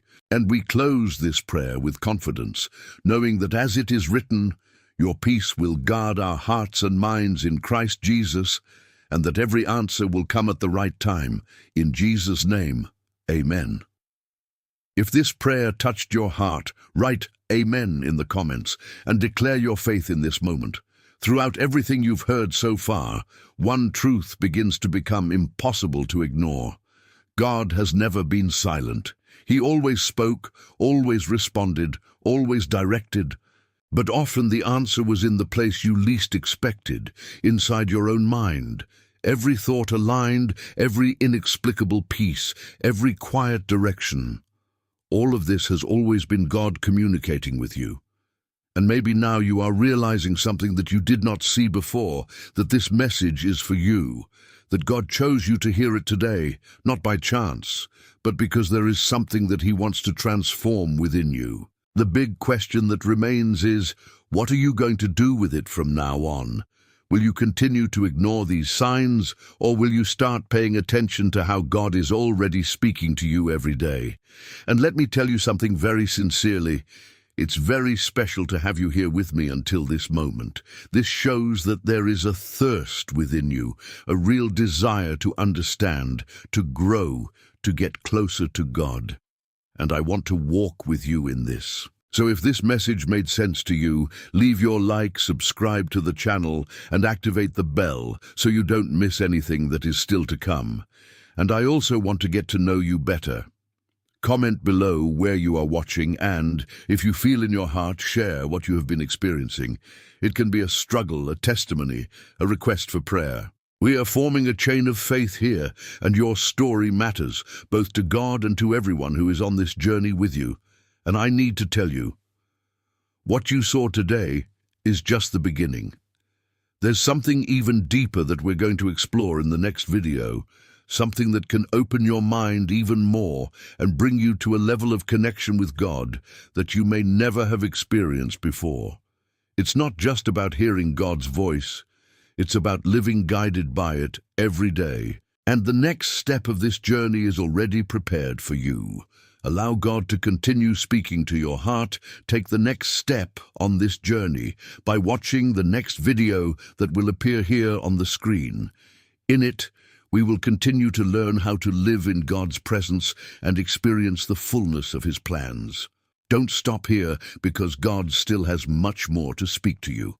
Always remember, God is greater, and His presence is our strength. Trust Him, and He will do infinitely more than you can imagine. May God bless your life, and see you in the next video.